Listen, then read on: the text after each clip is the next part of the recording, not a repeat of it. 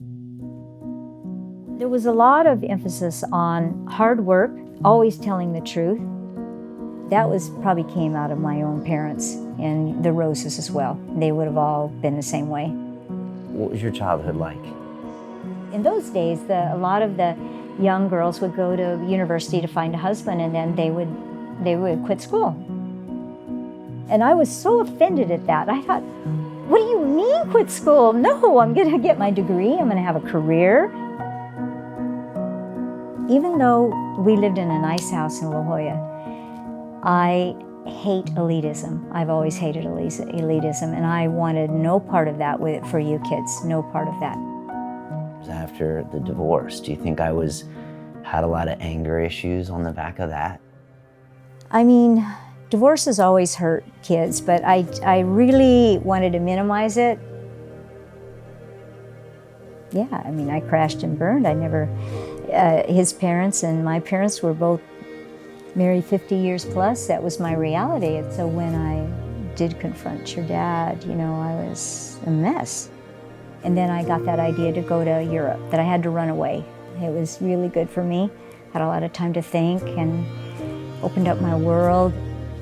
When I was 7, you told us about the divorce, and I think for some reason with my personality, I was just like, I just built these walls all up around me at that time, and that was just like, yeah.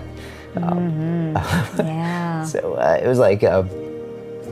I think I just built these walls up, and then I think I realized I was just trying to keep people out of my life so they wouldn't hurt me. Yeah. I'll give you a hug right now. If you are patient, become the opportunity for doors to open that most fit your journey, and you're on that journey. I'm really, really proud of you.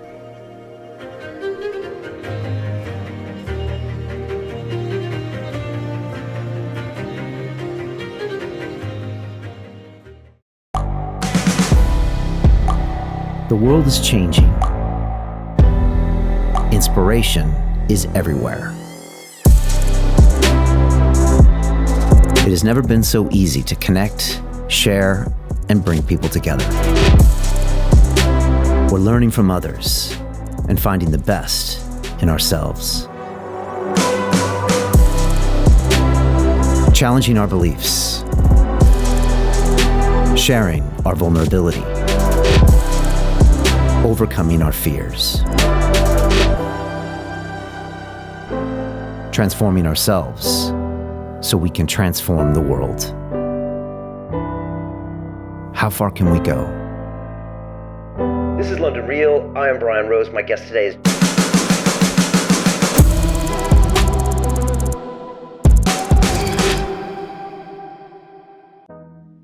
Let's be honest. Everybody would like to sit down and have a long conversation with their mom. And this was something that after 8 years of asking, I was finally able to sit down with Betty Rose, the woman that raised me as a child, that brought me into this earth, and talk to her about everything in her life, from growing up as a young girl in Arizona, to marrying my father and moving to California, to then divorcing my father when I was 7 years old, a trauma that I still struggle with, to becoming a woman who raised 3 children on her own, taking them all around the world, introducing them to cultures and places, and going on to be this incredible woman who still travels to this day to places like Antarctica, Iran, and North Korea. Betty's just an incredible woman. She's very private, but she allowed me into her home to tape this episode. And we went really deep about really personal things. What the divorce was like for her, what it was like for me, how she raised her kids. She also goes through a lot of her ancestors and where they came from, what it was like growing up on a farm in Arizona, and how she looks at the future as she goes into her 70s. This was a special episode for me, and I hope you really enjoy my episode with my mom. All right, so we are here in La Jolla, California with my mother, Betty Rose, and she's been really generous and kind to take some time out and go through some old albums of my grandparents, great-grandparents, pictures of me as a munchkin, pictures of us growing up, and we're just going to go through these albums and talk to each other, and hopefully I can hear some stories about my mom growing up and what it was like, and my grandparents, and to hopefully get a little bit more of a feel of the Roses and the Benedicts, and then also maybe a little bit about me and my childhood, so maybe I can understand me more and what I was like to deal with as a young boy, as a punk boy, and all that stuff. So, so welcome, and thanks, Mom, for doing this. Yeah, glad to be here. Yeah, Thanks. Appreciate it. Okay. So where do we start? You have a lot of albums here. Yeah. You're very good at keeping records of things. Well, thank you. I was somewhat delayed, as I had told you. I had these stored in a nice, actually beautiful wood cedar box that my brother, Jimmy Benedict, had made in wood shop in 7th grade. And he made it for me, and it's all cedar lined and all, and I had all my pictures just stowed in there for decades. So I won't go through how the albums got made, but it was put together by someone else, and I'm grateful that I have those. So I think the story that I want to start with my mother, who was from Chicago, and how did she get out to Phoenix, Arizona to go to what is now Arizona State University? It's kind of a funny story in a way, because her mother lived in Chicago. She invested in a few small houses and had some rentals, but she also liked to travel with this pretty radical group in those days, in the 1920s and 30s, called the Women's Christian Temperance Union. So it was this pretty radical group that went and spoke against alcohol and drinking. Well, when she was which is it's a bit ironic. Yes, it is ironic, and we'll talk about why. This is my great-grandmother. This is your great-grandmother. And so what happened is, when she got to Phoenix, she thought this was beautiful. I mean, they call it the Valley of the Sun. It was clean. It was, there was a desert, and a few hours north there's a forest. And so she really, really wanted your grandmother, Lois Smith, to go to Arizona State College, which she did.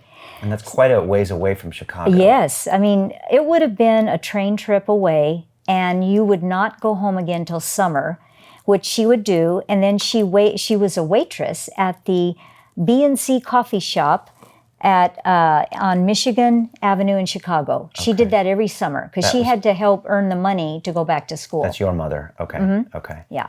And so my great-grandmother had traveled out to Arizona on the temperance movement, trying to get people to stop drinking. Yes. And this is before Prohibition or right around Prohibition? Well, it would have been after Prohibition. But, in those years, hard drinking was a serious problem, especially in big cities like New York and all in those times during the Depression and that. I've learned that from the Ken Burns series. I didn't realize just how much of a social problem it was. But the humor in this story is that Lois Smith, who became Lois Smith Benedict, came out, and she had a scholarship from the WCTU to get her there. And she had to also work, and she did ironing for 10 cents a shirt.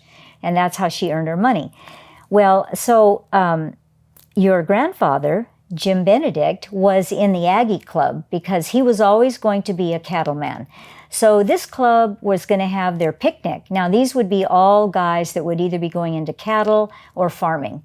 And so they dared him that he wouldn't have enough nerve to call that cute girl Lois Smith and ask her to the Aggie picnic. The girl from Chicago. Yes, the girl from Chicago. The big city girl. Yeah, the big city girl. And he was never one to pass up a dare. So he went to the phone and called her, and she accepted.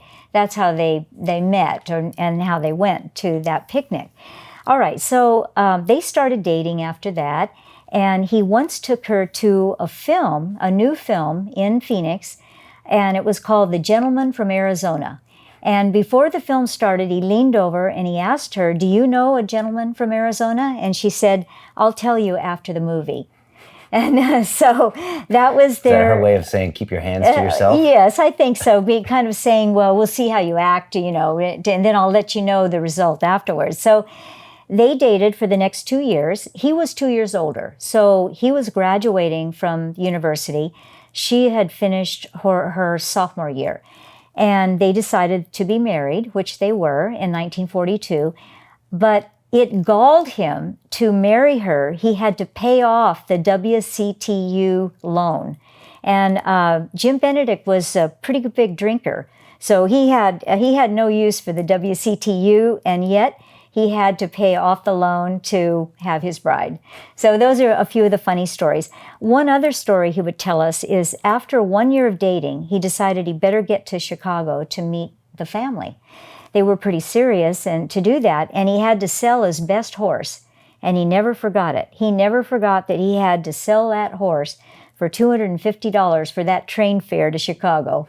And so, of course, it was all in good fun because they married in Flagstaff and their honeymoon was at the Grand Canyon. What a great place for a honeymoon. Yes, and they had a long marriage, more than 50 years. It was a very happy and long marriage. And just going back like one generation further, what were some of the family values of the Benedicts and then of your father's parents and then your mother's parents? Like what kind of families were they? Well, first of all, I would say that they were very hardworking. I mean, there was no question, and that probably could be said about that generation. And in the late 1800s, early 1900s, that was what you did. And agrarian careers was about all there were. Unless you were trained as a medical doctor or an attorney, you probably were a farmer or a rancher. There just weren't a lot of companies or corporations that did hiring. So there was a lot of emphasis on hard work, always telling the truth, and if you said it, you did it. When we talk about Jim Benedict, I'll tell you the stories of how he would do cattle deals and how there were no written contracts in those days. So I would say from those parents, that was what you found. Okay. And they always wanted a better life for their children, treated people well, always welcomed everyone, any race, any ethnicity, were all always welcome. Okay. That was the way we were taught in our home. So I know that was what they learned in their homes. Okay, and a man was his word. That was really important. That's right. If your word was good. And I'll jump over to Jim Benedict because we're going to talk about him next. He would make these cattle deals on the phone with buyers in Texas. And honestly, there's that saying that if your word wasn't good, you'd be run out of Dodge. That's literally what would have happened. If you did not honor your word that you were going to ship 100 head of cattle to Texas for this amount that they negotiated on the phone, no one would have done business with you again. And that was just the moral ethics of work in those days, and people honored it. They either honored it or they were run out of Dodge. Right. So if you were still around in those days, it meant you had a history of standing by your word. Yes. And I felt that with your parents and then the Roses as well, who came from farmers, agrarian. There was just no BS, no nonsense. If you said it, you did it. Yeah. And no exception. And you said there was a story in the late 1800s as well about education. Yes. So what that story, that was a tragedy on the Benedict side of the family that changed our life forever. And so what happened was that, all right, so Jim Benedict was born in 1919. And he was one of 5 children, and his mother was Getha Munns Benedict, and his father was Oliver Avery Benedict. Now, Oliver Avery Benedict was from a dairy farm in upstate New York. How did he get to Arizona? It was a very interesting story.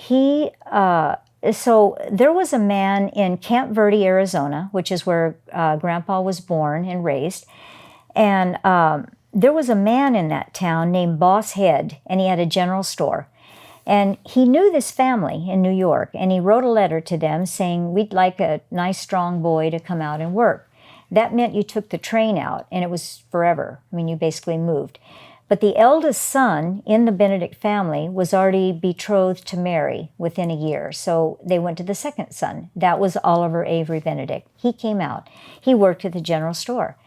And so that's how the New York Benedicts came to be the Arizona Benedicts, was that. And when he did that, my guess is that would have been also about late 1800s or around, I would say, between 1895 and 1902, something right in there. And I do have more accurate records in my office, because one of Grandpa Benedict's brothers, Uncle Joel, he was really the historian of our family. But anyway, he came out. So, but the tragedy in our family that changed the view to education forever, because Oliver Avery Benedict was not educated. He probably went through a grade school education in those days. Maybe he went through 6th grade, possibly 8th, but I doubt if there was much more, because those boys had to work on the dairy farm after that. And so anyway, but what happened to Getha was that her mother and father, I should go back to her mother. Her mother, who would have been Grandpa Benedict's grandmother, in the 1860s, her family moved out permanently from Missouri. And you saw a lot of westward hoe in those days. Why? Because they had gold mines in Northern California, and they needed farming. They needed beef. They needed to have people settle these lands so that they could basically support the growing population in Northern California around the mines. And so what the government did was they said to these families from Missouri, if you'll go out there in your covered wagons and take all your stock and everything, you can settle the land. And if you improve it over the next 3 years or 4 years, what does that mean? You'll build a kind of a house. It could be simple. You'll fence it. You'll have some irrigation. You'll have some livestock. And then you can sell that cattle to people then that would drive it up to the gold mining, which would have been in Northern California. And that became the only way that people of that generation could afford to have land. They couldn't buy land. I mean, there just wasn't a money economy in the mid 1800s. It didn't exist. Would they give them the land? Yes. After a certain amount of time? Yes. So they would come out, which they did.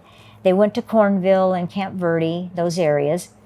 And it would be on a temporary basis until you could prove to the government that you had improved it.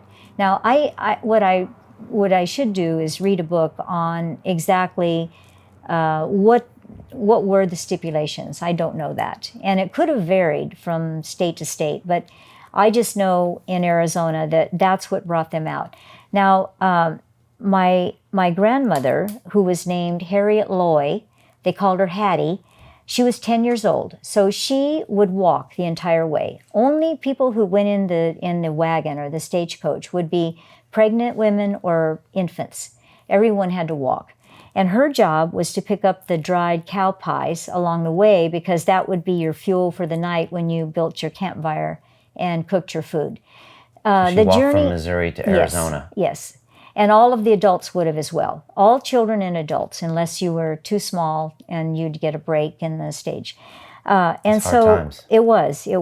So they did that, and they improved the land, and then the land was deeded to them. So the federal government at that point would actually issue a deed, but there were these stipulations that had to be made. So that's how they got to Arizona. Okay. Now, when Hattie Loy, grew up, she raised 2 girls. One was your great-grandmother, that would be Jim Benedict's mother, Getha, and her sister. They were 18 months apart, and she and her husband raised them. That was James Thomas Munns, and so your Grandpa Benedict was named after him, James Thomas. They married, and he was a cattle man himself, but what he did was go and buy cattle and then drive them home. So he was gone for a few months at a time. He'd go to Oklahoma or Northern California, or other areas and buy the cattle and then drive them home. And so I actually have some letters of him to his wife, how are the girls and this and that. But here's what happened. There was a tragic accident in the 1890s. So Harriet Loy was 5 hours away. They were picking cherries with the two girls. They were 7 and 8. That would be Jim Benedict's mother and his aunt. And so James Thomas Munns mounted his horse. They all had rifles on their horse because it was the days of the cattleman-sheepman's war. The cattlemen and the sheepmen did not get along because if sheep graze, they pull up all the roots. If you've ever read anything about Yosemite, you'll see that really destroys the land. If cattle grazing just takes the tops, so they had a lot of fights about land and where you could open graze or not. And when James Thomas Munns mounted his horse, his loaded gun accidentally went off and shot him dead. He was 30 years old. His wife was 27 with these two little girls. So someone got word to her and she got home. And there was no way for a woman of 27 years old without an education to earn a living. There was really no way, a proper living. I mean, you couldn't be a bar girl or a dancer. It really wasn't, you were allowed to be brought up as a proper lady. So her brother moved in with her. He was not married, and he moved in, and then he farmed the land. And the best that we can understand is that she raised those girls to get an education, that this would never happen to them. And the reason we know that is that this little town, Camp Verde, which is still not very big today, it's 1 hour south of Flagstaff, Arizona, she decided that they would go, once they graduated high school, and my grandmother was 18 months older, so she got held out of school and waited for her sister. Then they would go down to what is now Arizona State University, but in those days it was called Tempe Normal School. So it was a teacher's college, a 2-year teacher's college. So the girls were afraid of two things. Number one, that when they went to Flagstaff to take the examination, they wouldn't pass. They didn't know about how their high school education in little rural Camp Verde would measure up. That was number one. And how would their dresses look with the rich crowd in Phoenix? Those would be the sons and daughters of politicians, doctors, lawyers, those people that would have far more money than they would. And so they passed their exams, and their mother went with them, and there would have been no roads or dirt roads, and it was a 5-day journey from Flagstaff to Tempe, Arizona, which is basically the outskirts of Phoenix, and their uncle would have driven the buckboard down, and then their mother kept school for them for 2 years. And the girls went to school. They graduated in 1904. They got their teacher's degrees. They came back to Camp Verde, and they now had an income. That was how important education was. So they started teaching, both of them, and within a couple of years, they each met their future husbands and married, and that's how she married Oliver Avery, Benedict, and so my cousin Harriet and I, who's named after our namesake, right? We only figured that out in the last 10 years. That why we really came from very modest roots. How did this get shifted toward college education is important? And we really looked back and we knew it was really because of that very sad and tragic incident in our family that we can thank. Because all 5 children in your grandpa's family all got college degrees. It was required. Which was rare for that time. Very rare, and especially from Camp Verde. And they all went down to ASU. And the older 2 brothers, these would be your grandpa Benedict's brothers. One was the superintendent of a whole school district, Tempe School District. He worked his way up as a teacher and then became superintendent. And the second brother, who became a Navy pilot during World War II, he became a professor at ASU. And he was the first professor to film a an ASU game, a football game in 1951. I mean, cameras were very new in those days, and especially moving film. And he was the first to do that. He retired as a professor there, always in photography and film. Then the next person was Lois. She was the only girl. There were 4 boys and 1 girl. Lois became a teacher, and she taught in Jerome during the really wild days of the copper mining. And I mean, this was a place where I admire her that she would be as a single woman there, because it was just a lot of hardworking copper miners that probably weren't so nice, right? So she did that. And then there was like this 8-year gap, and then your grandpa was born, and 2 years later, Uncle Sam, and they became the agriculture part. So your father went to university, like all 5 of them did. So did Uncle Sam, 2 years younger.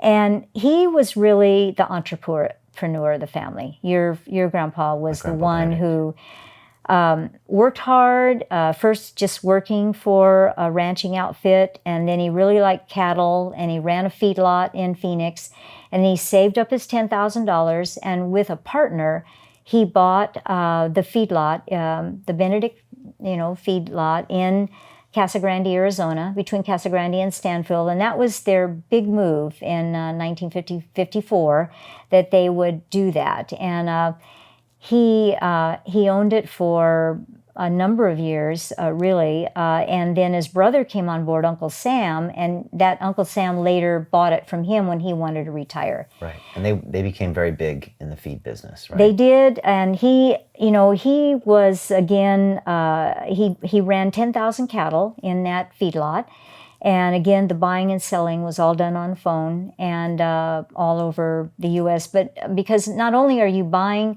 mostly from the western states, you're also selling for those people that want to ship that they go to market, the cattle, and then they're made into beef products. So your grandfather was a very astute businessman. I think he became probably the most successful of the 5, if you really want to talk about business-wise.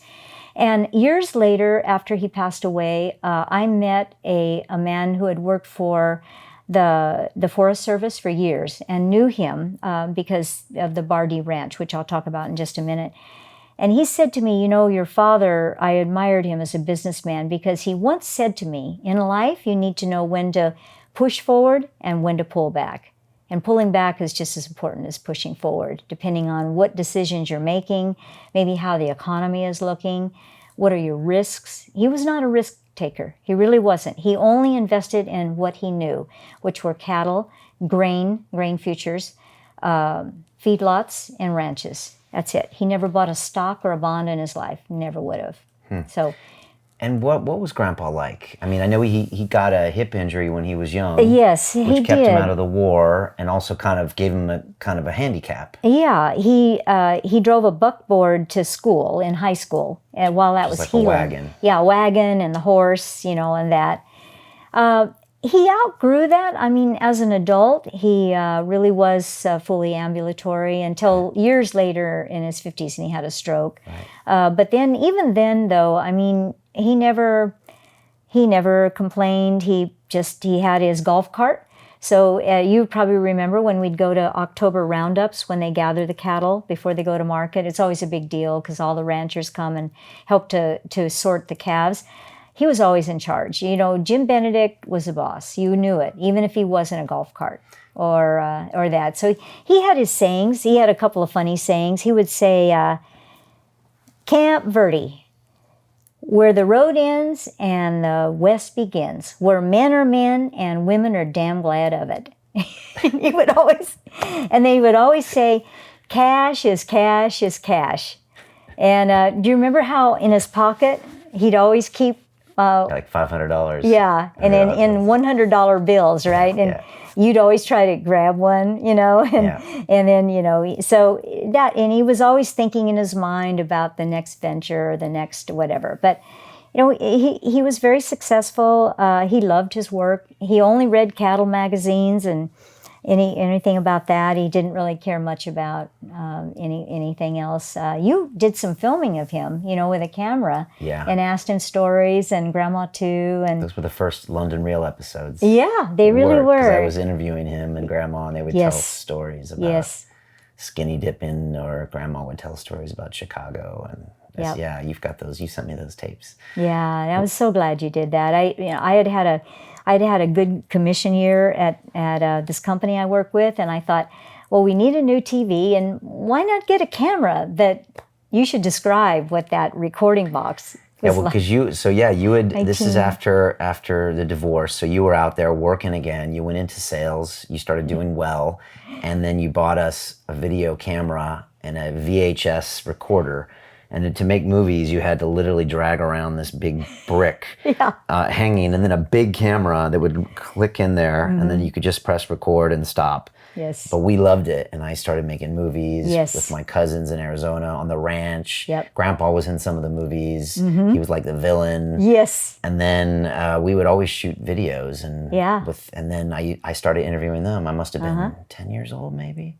Something like that. Yeah, you were 9 young. years old. I would say that you were about that, because I know when I know the years I worked there, and it was. But what was interesting about you, Brian, is that you right away had the vision of what this should be. What you were already the director. You were already doing London Real. You just didn't know it, and you would have the concept.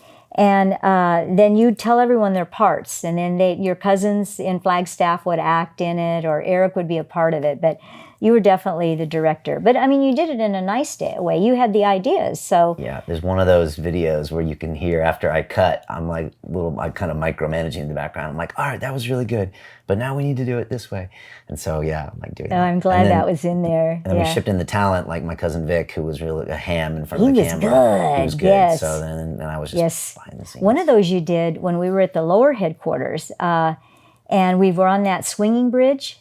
You did one of those on there, which is, it's just, all it is a walking bridge with each side of the canyon has a rope, and that's it. Yeah. And then you did some parodies of Mr. Rogers' Neighborhood, and Vic acted it, but you directed it.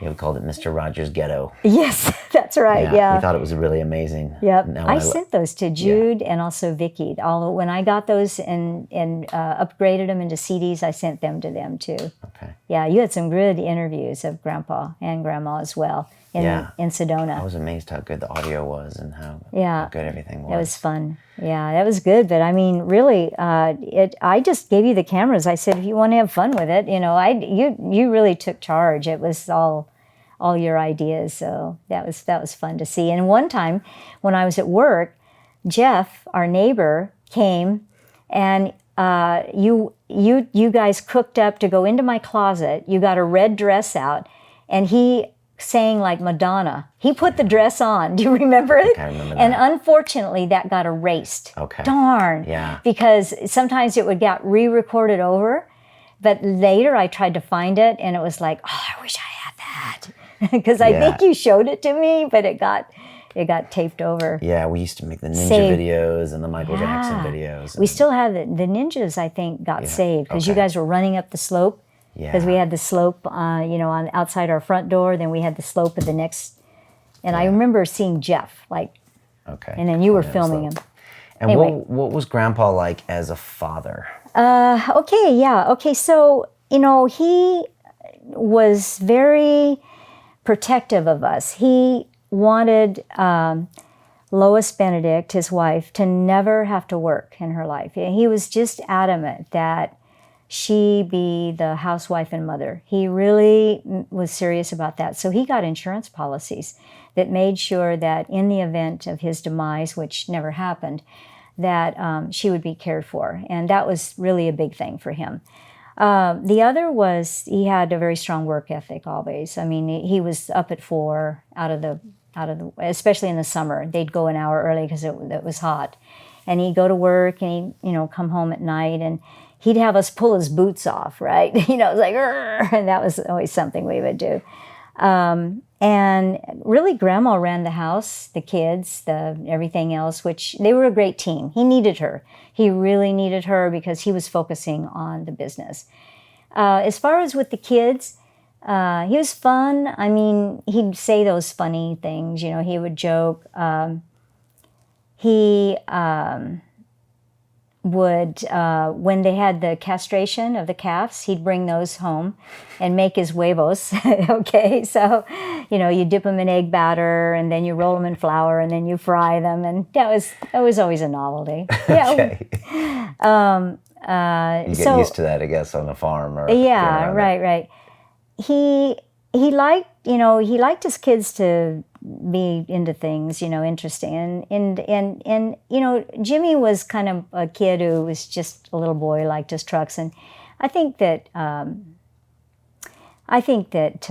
Jim Benedict was a little hard on him. I think he was. Hey, you know, I don't know. I mean, I think it's just because he was a boy, he expected more. I don't know why. I mean, when you're kids, you should just be kids. But I think he was a his little only hard. son, and he was He's his only son because I was first. Jimmy was 2 years later, and then when I was 11 and Jimmy was 9, Jude was born. We'd already moved to Casa Grande then because he had bought the feedlot, and so.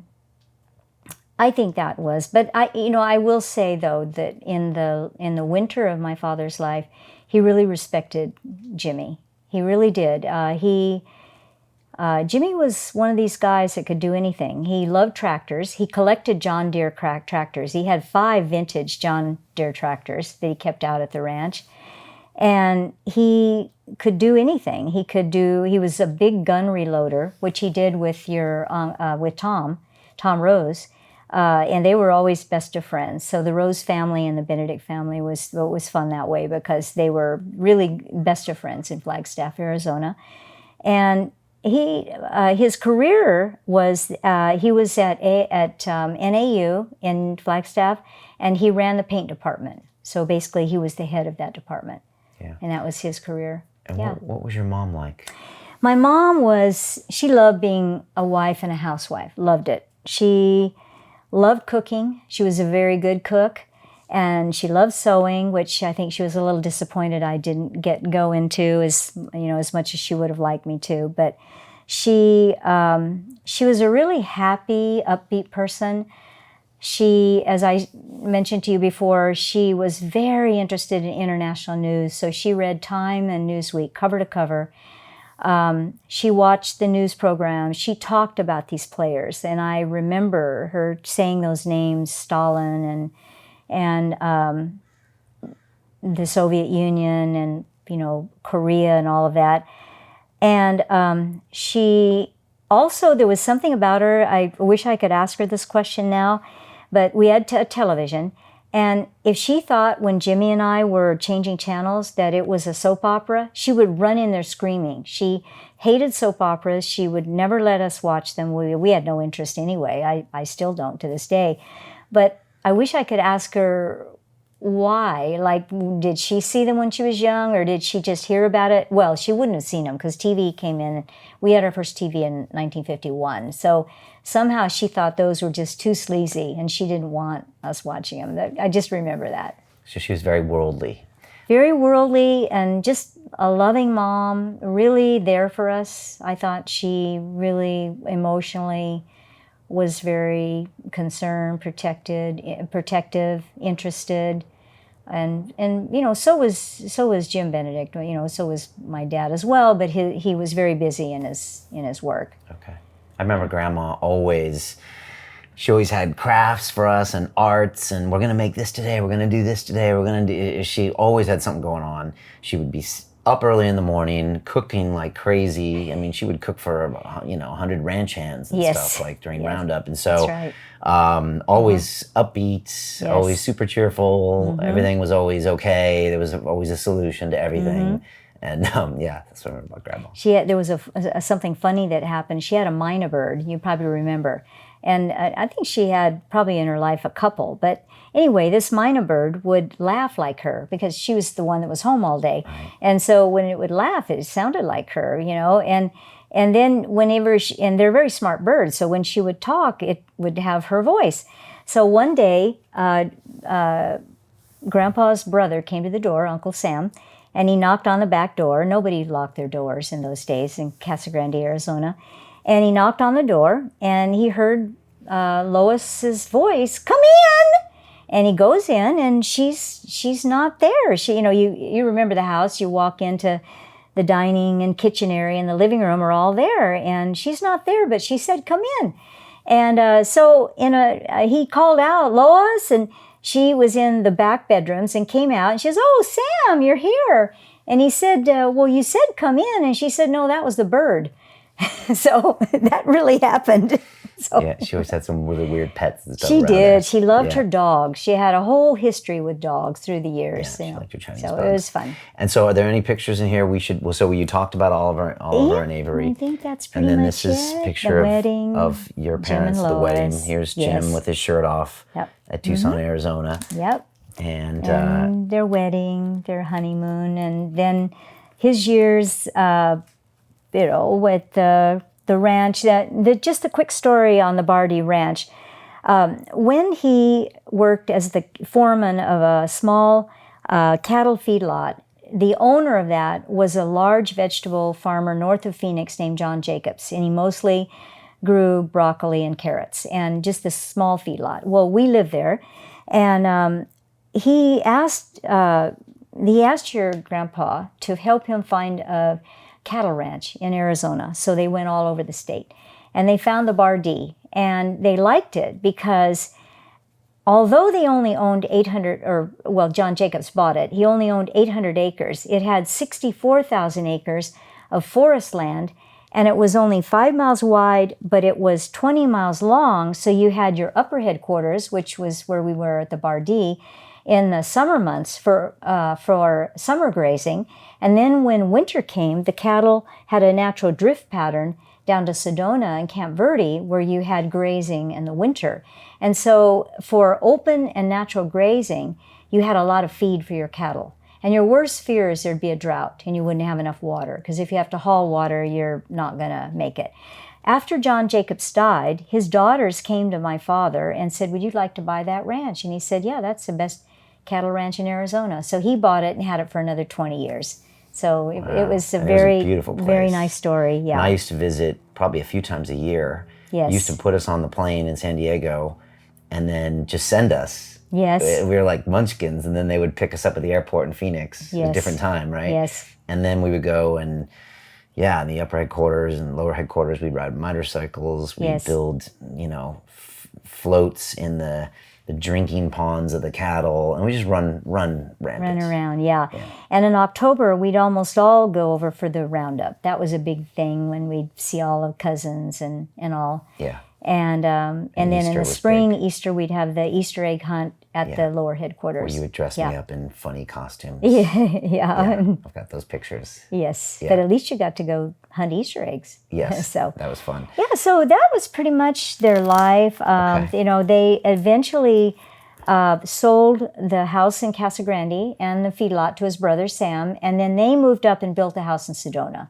Right. And that was nice because it was closer to the ranch, cooler weather, and Beautiful that's house. where they lived there, and that was what was right under Right. that. And Grandpa that had chapel. a stroke when he was in his 50s. Yes, he did. But he never. What I loved about my mother is she totally empowered him. I mean, even when he was still in the hospital, when you call, she'd put him right on the phone, and he was always the decision maker. And she was wonderful that way. She was such a supportive person that allowed him to always be the person he was. Right. So And he even never though he was in a wheelchair, he just kept going. kept going. Kept I mean, going. you never Everything heard was him. business as usual. Yeah. He'd wake up in the morning, we'd get him in a golf cart or get him up in the truck, and he would just keep doing business.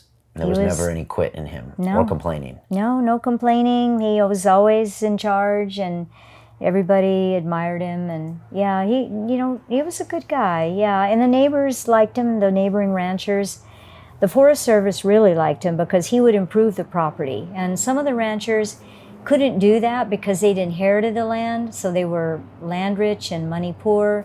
But because Grandpa had worked hard and been careful with his funds, he could build fences where they would like that to happen, and keep the water reservoirs up and that. So Okay. yeah, so All they right. were great. They were great role models, and of course they still believed in education and made sure that we all went. And then, you know, it was that came down from 1898, and to this day I still see all of the children of my generation seeking university. I'm really grateful to my, at that time that would have been my great grandmother that would have suffered that loss and then changed that course for our family. Right. So because her husband died, Yeah. it kind of forced education on everybody, She even just me. she felt that her daughters needed to have a career and a way to earn money, that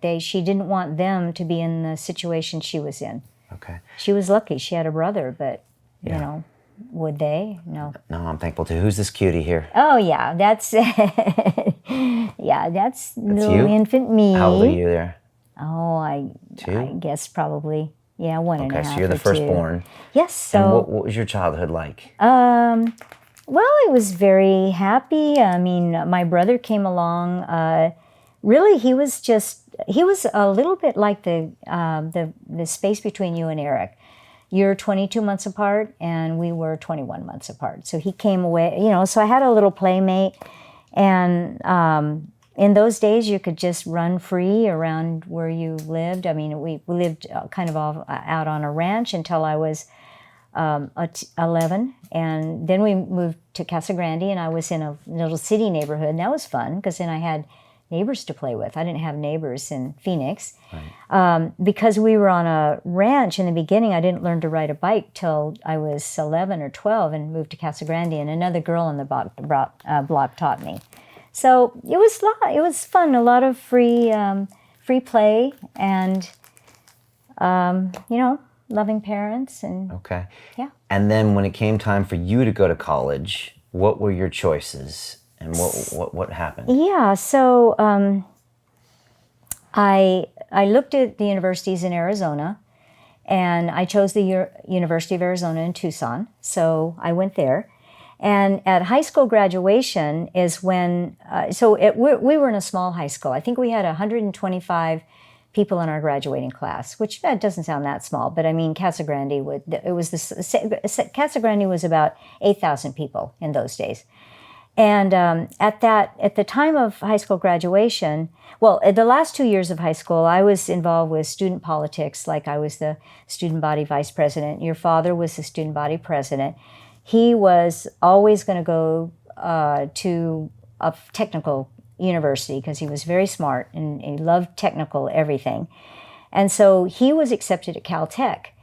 And then I was accepted at the University of Arizona, and then we started dating at that time at the high school, you know, graduation. After graduation. After graduation. Well, Okay. at the time of graduation, and that summer he was home working because every summer he would come and work on the ranch to help earn some money. Okay. So we dated those 2 years. I was at the U of A, he was at Caltech. And then we married after our junior year. So then I transferred to Occidental College. I thought to myself, I could try UCLA or where, but Occidental was close to Caltech. We had one car, you know, so Grandpa Rose bought him a used Corvette for his hard work as a valedictorian of our class. That's what he was. He was valedictorian, Okay. yes, Okay. and class president and everything. Really? Oh yeah, yeah. Okay. He was class president, valedictorian. Yeah, very smart. What did you like about my dad? His sense of humor. He was smart. I like that. But you always have to have someone who jokes. Yeah, like Okay. that. He had aspirations, and you know, really hard. You know, a hard worker. I like that. And education mattered, obviously, Right. to both our families. And he was kind of going places, and that was Yeah, important. yeah, he really was. I mean, even in our class, I don't remember that many in a cotton farming town that were going to universities outside of Arizona. Okay. A few, not many. Most stayed at either NAU in Flagstaff, ASU in Tempe, or University of Arizona in Tucson, where I was. All right. But I wanted a college too. When I went to the U of A, it was 18,000 people. That doesn't sound very big nowadays, but that was a lot. And there were a lot of regulations that felt restrictive. It was very difficult to get classes. You had to really plan that and fight for them. And you sometimes had 400 in a class, even in those days. And I remember once somebody got caught cheating and they screamed and dragged him out of there. And the rest of the exam, you're just kind of like shaking. And I just thought, I think I'll apply to Occidental, because I'd heard a lot from your dad about Caltech, honor code, no locks on the mailboxes, no locks on your dorm doors, and Occidental was like that too. It was a great transfer for me because we had real professors, not TAs. It was very personalized, small classes, and there was honor code. I mean, we took all of our exams with no monitors there, and it was really good. Yeah. Okay. And there's a picture of you guys with the Corvette. Oh yeah, is that here? Let's see. I don't know. It would be graduation. I'm not sure where that was, Maybe but number 2. Probably it was in number 2. Should we switch I albums? imagine. Yeah, let's switch albums. Yes, All right. do that. So here we go. This is kind of the Rose album a little bit. Yeah. So let's move. Whoa. Of course, I got to drive it because Corvette. Yes, and because the Caltech was closer, I would drop him off at school and then drive on to Occidental. So that was a bonus. Maybe that's why I married your father. Corvette. Yeah. So yeah, you're going to talk to your dad. There it is. Okay. Yeah, 1961 Corvette. It had a red interior. Wow. It had a hard top. Okay. And I remember once we were driving to school, and a Corvette behind us that was, I think, a little newer, actually fender bended us, and it was like, oh my gosh. Well, that man was so embarrassed. He took care of our everything. We didn't have to, he didn't want it to go through his insurance, so that was okay. But one day, after I picked up your dad, it was probably 5 miles to Caltech. Then I would leave him, go through the canyon to Occidental, go through my school, then pick him up. We were driving home, and because it's low slung, we went over a branch that actually caught some wire, and it was disabled. I mean, it grabbed onto something, and I guess we had to, I don't think we had AAA in those days, but we had to, call a tow truck. I remember, and I was driving, so I was like, oh, great.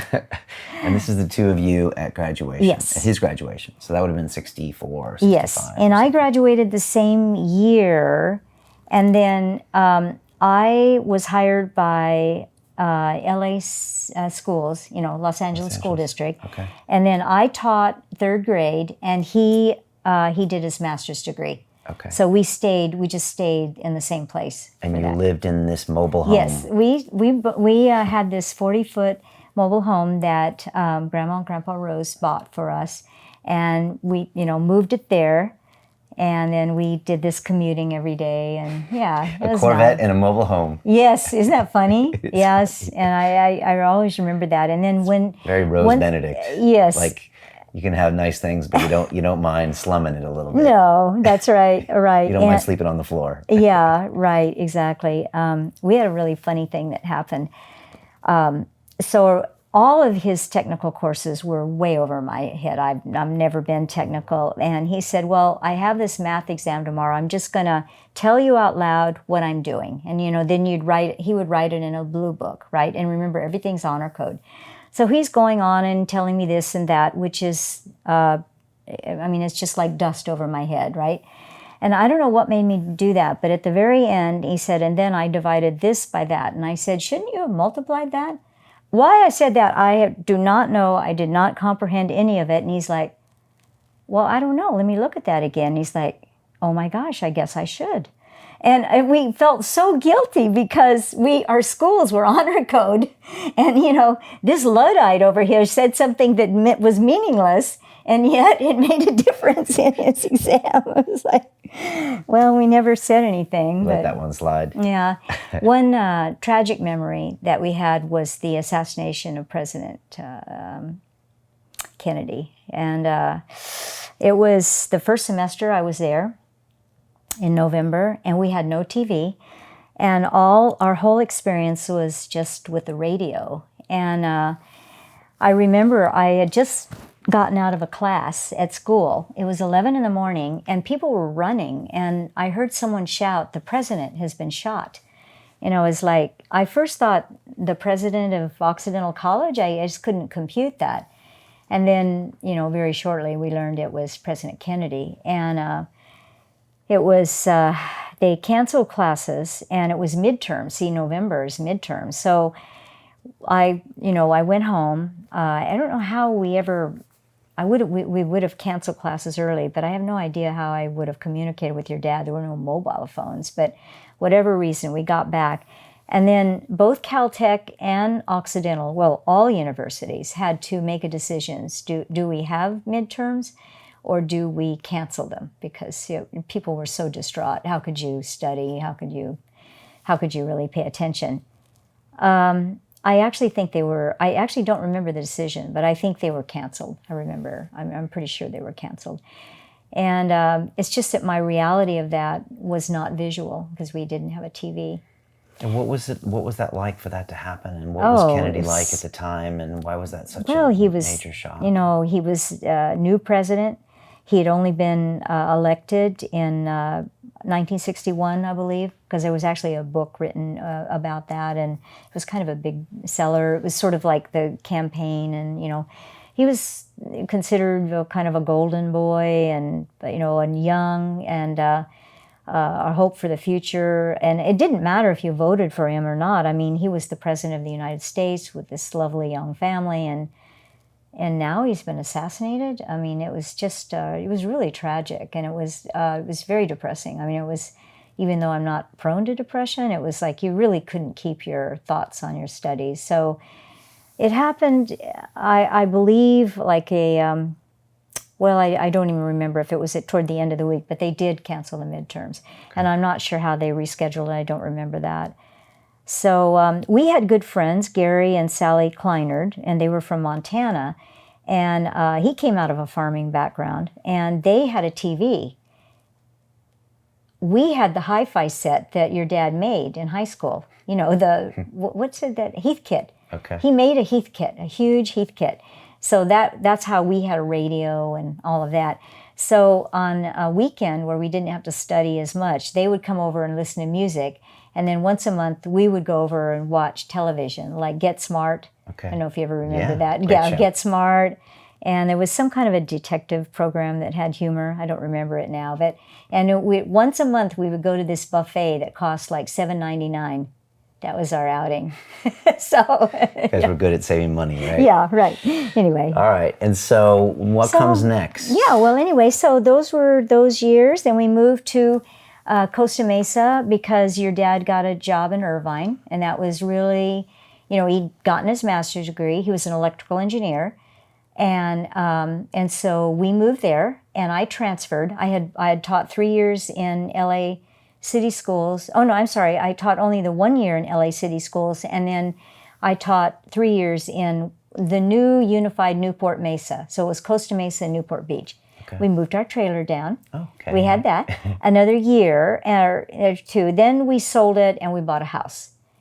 And then Eric was born at Hoag Memorial Hospital in Newport Beach, and then you were born there. So at some point, we'll talk about you and your birth, and I don't know, is it time now? Or have you talked enough about you'll know more about the Rose family from your dad, probably. Yeah. No, I think we can talk about me, I guess. Okay. Okay. Let's do. Well, then, let's go to your pictures here real quickly. And so you were always going to have kids, I'm guessing. Yes. We really did want to have kids, but what was interesting is when we married, I was 19, I was turning 20 in 3 months, and then your dad was 20.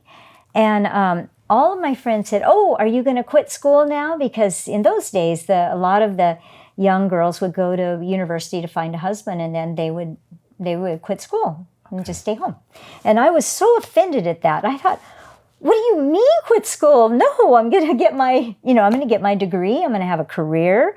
I'm going to do all those things. So Probably that's thanks to my great-grandmother and her decisions, right? So that was, but I always remember that, those so silly questions. You don't hear those anymore now. So, But you did back then, and you had to stay on your game oh to yeah, stay focused on what you wanted. yes, of course. And there was never any doubt. I always knew I wanted a full degree, a career. I taught long enough to get a life credential. And then I'll tell you a little bit more about why I didn't teach when I went back to when I went back to work. Okay. But so I had a couple of miscarriages, and so we weren't. Eric was born when I was 25, and your dad was 26. But I had 2 miscarriages, so that was a relief. And then Those are no fun. no. It's really it was really quite sad, actually, and especially the second one, because I think I was really further along, not that far, but I was. So anyway, but I had a very good obstetrician at Hoag Memorial Hospital, really particular. And when you were going to be born, what I learned from Eric is that all of my babies were born a little late. And so when the doctor would say, well, you're going to be due here, I would always add a week or 10 days, because I always wanted natural childbirth. So I just didn't want any kind of setup where they would start the labor earlier. So when you were going to be born, Dr. Unvert, who is very, very good obstetrician and very particular, one time I went into his office and a prior patient had left a tissue in the ashtray, and he just immediately picked it up and disposed of it. He was just very precise, and I like that about him. And I also like to have a relationship with a doctor that I can trust that doctor, and that's why I want to deliver my baby. I just don't want to go to anyone or anything. Well, so Eric was very late, and he wasn't. It wasn't. They wanted to induce labor, and I said, "Oh, let's wait a little longer," and I waited a little longer. Well, finally, after a while, they said, "No, now we have to go ahead." So, just a little quickie on Eric. They induced his labor on the liftoff of Apollo 11. So we watched the liftoff, and then we went to the hospital. It was kind of my liftoff too, and then he was born. And then 4 days later, they would keep us 4 days in those days. Grandma Benedict had flown over because she wanted to stay with us for a week and cook. And we drove into the garage just as the lunar lander was landing on the moon. And we had, baby Eric, and we could not get out of the car till we heard on the radio that it didn't crash. Then we went inside, and then they didn't get out and walk that was maybe 3 in the afternoon, and they didn't walk till about 11 or 12 at night. So it was really surreal.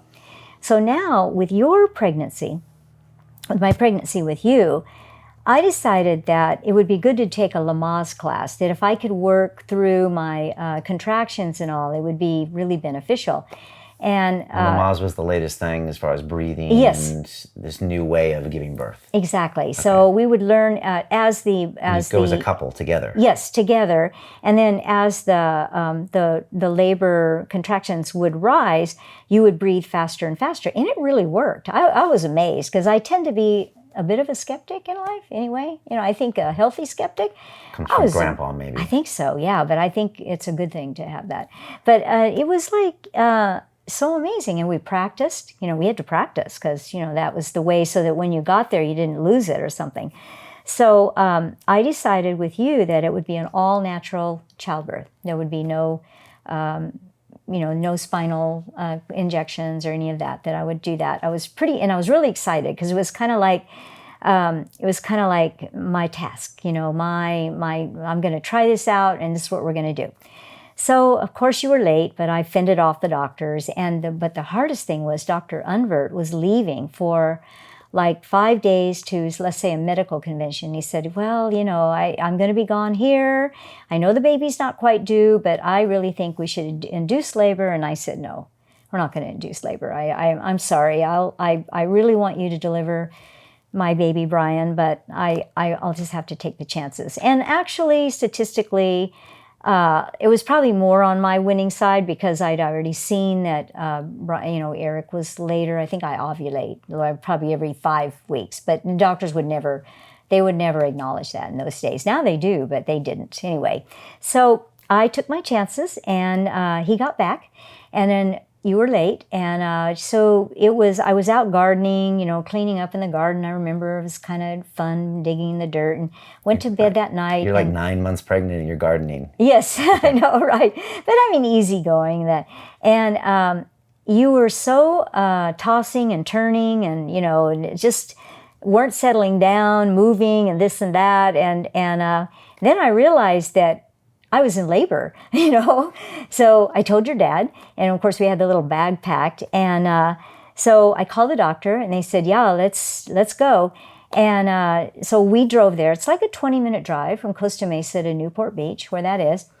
And man, it was the contractions were really coming, fast and furious, close together.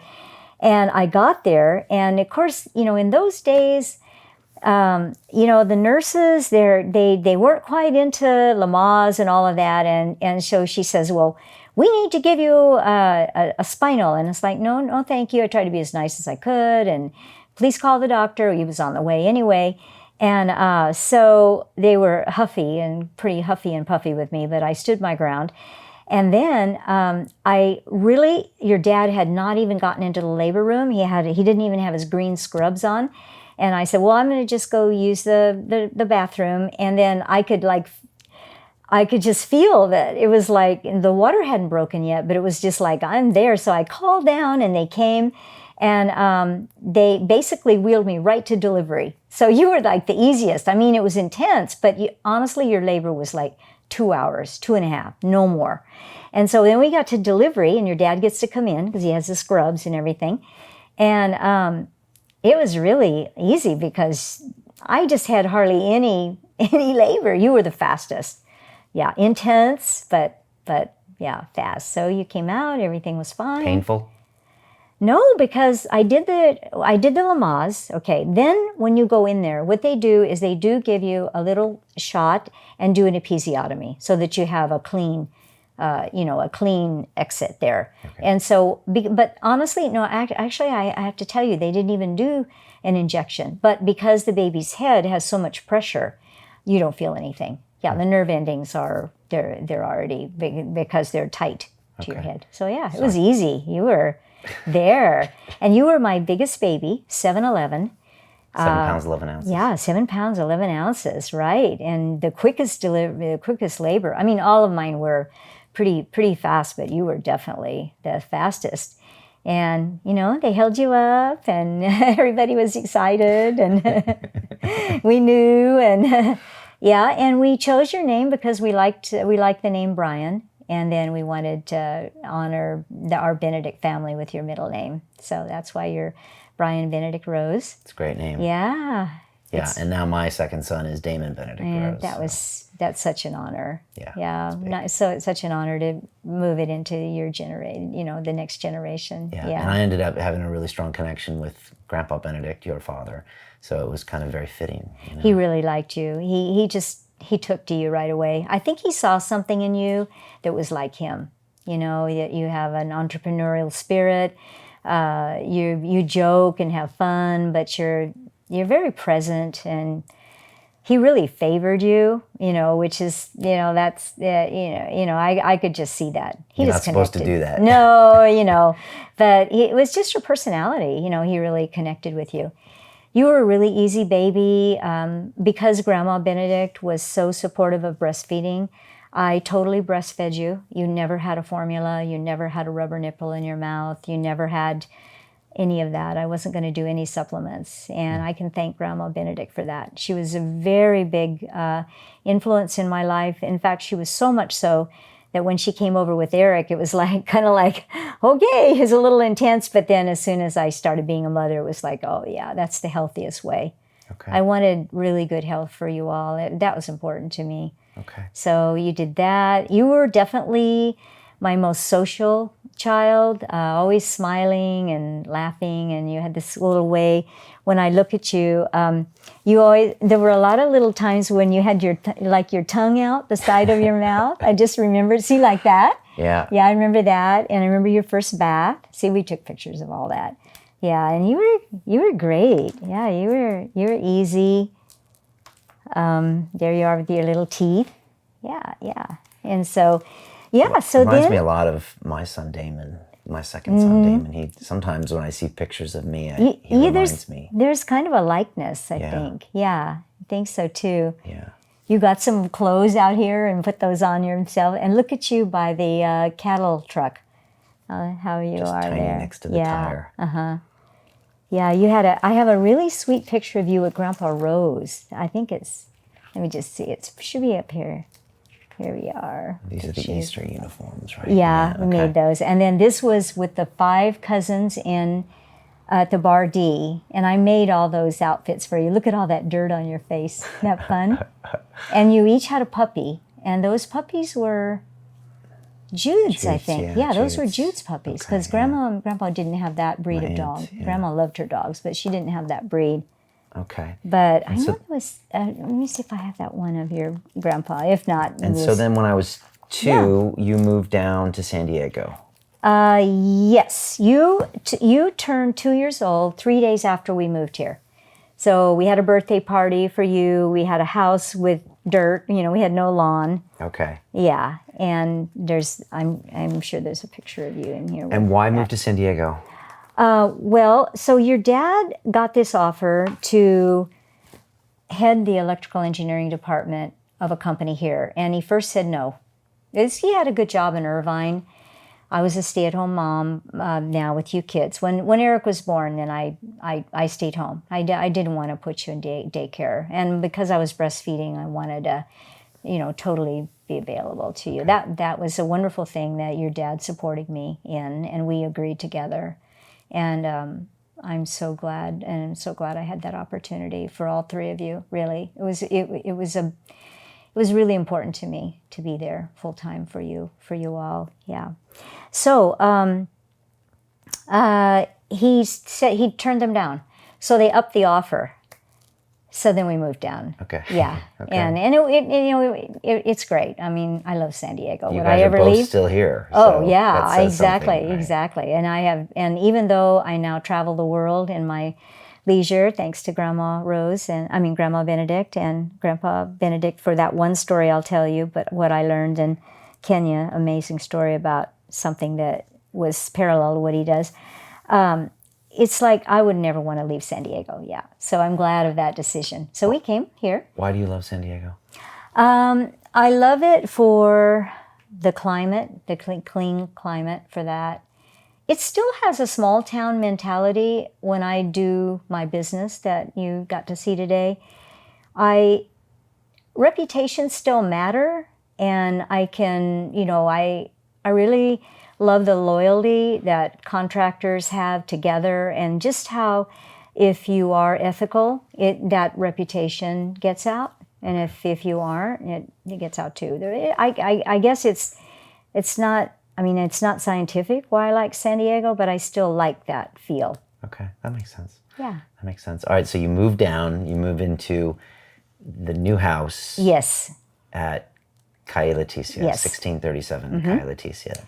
And they were building it. So we moved down in February, and it wasn't, we had to move into an apartment until it was ready in May, 3 days before your birthday. Okay. So we moved in, all the flooring, everything was in, the appliances, and we still had dirt in the back, in the back. We had your birthday. Yeah. And that's me at 2. Yeah. Okay. And that's where we were, and it was a great neighborhood. With you kids, there was a lot of free play. It was safe, so you could go and play with the dice arts or the powers and... Yeah, we would just play football everywhere, and nothing bad ever happened on Calle Leticia. It's hard to explain how. Yes. Just, I used to take the bus to school and walk home and let myself in, and there was just, everything was, safe. That's the way I felt, at least. And it's largely still that way. I think. Then we decided, because the dice arts were next door, and their kids were similar in age, we would have a July 4th get-together. So we cooked that up, where we had gunny sack races and potlucks, and we did that every July 4th. It was a big party. I remember it. We It was a decorated street our party. bikes. Yeah, we decorated the bike. We had a bike parade, and we'd have 20 or 30 people come. That was fun. Yeah, it felt like 200, as I remember. Yeah, right. So, yeah. Yeah. All right, and so then we grow up there. What happens next? Andrea? Yes, and then 4 years later, Andrea was born. Okay. Yeah. Now Claire. Now Claire. Yeah, you know, she had a friend in her ballet class named Claire. She really liked the name, so she renamed her herself, and Right. so that's Okay. fine. Yeah. So now you got 3 kids. Were you always planning on having 3 kids? Yes, we plan to have all 3 of you. Okay. Yeah. And was 3 the number always in your head? No, it's just, okay, so you were born and you were 22 months apart from Eric, and that was a handful. Yeah, And, I know. but I liked, I mean, I wanted it. I was a full-time mom. But then I thought, maybe we should have a little more space between, and I was hoping for a girl that time. Okay. For the 2 of you, it didn't matter, but I was happy when she came out with her big fluffy hair. Yeah. So, yeah, that was it. And then I thought, yeah, well, 3's good. Yeah. Okay. And It that was enough. It was enough. Yeah. Okay. Yeah. And then how is that with the 3 of us? Like, how was that being a mom with 3 kids in San Diego? It was great. I mean, I really loved it. We had a lot of neighborhood mothers and fathers who would do things. Sandy Erickson, I would do things with her and her kids. We were very interested in education, so she and I volunteered at Pacific Beach Elementary, and we got a couple of programs there that they wouldn't have had if there weren't parents involved to get those from the basically the school system. So that was really fun to be involved. I really liked your teachers. I like good education, as we've talked about before. So I got to know your teachers, and I thought they were excellent. Then there was a point in your 3rd and 4th grade that I thought maybe the choices weren't quite as good, so we went to a private school. Do you remember that? Yeah. Carden, yeah. and then we carpooled with another family, and I that's what we did for I think 2 years. I don't think any more than 3. And then the teachers were good again. Plus, then I gave you and Eric the option of looking ahead at junior high and high school, where they were coming up with math, science, computer science magnet schools.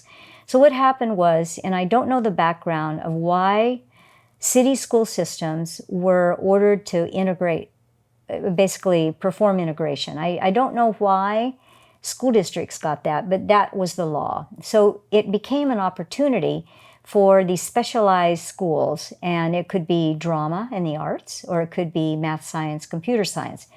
So I talked to Eric first, and then you, and said, you know, what would you like? We have a good neighborhood school, and we had good teachers, good education, but it would be a sacrifice to go to a magnet school, because we'd be up at 5:30, you'd be on a bus at 6:30.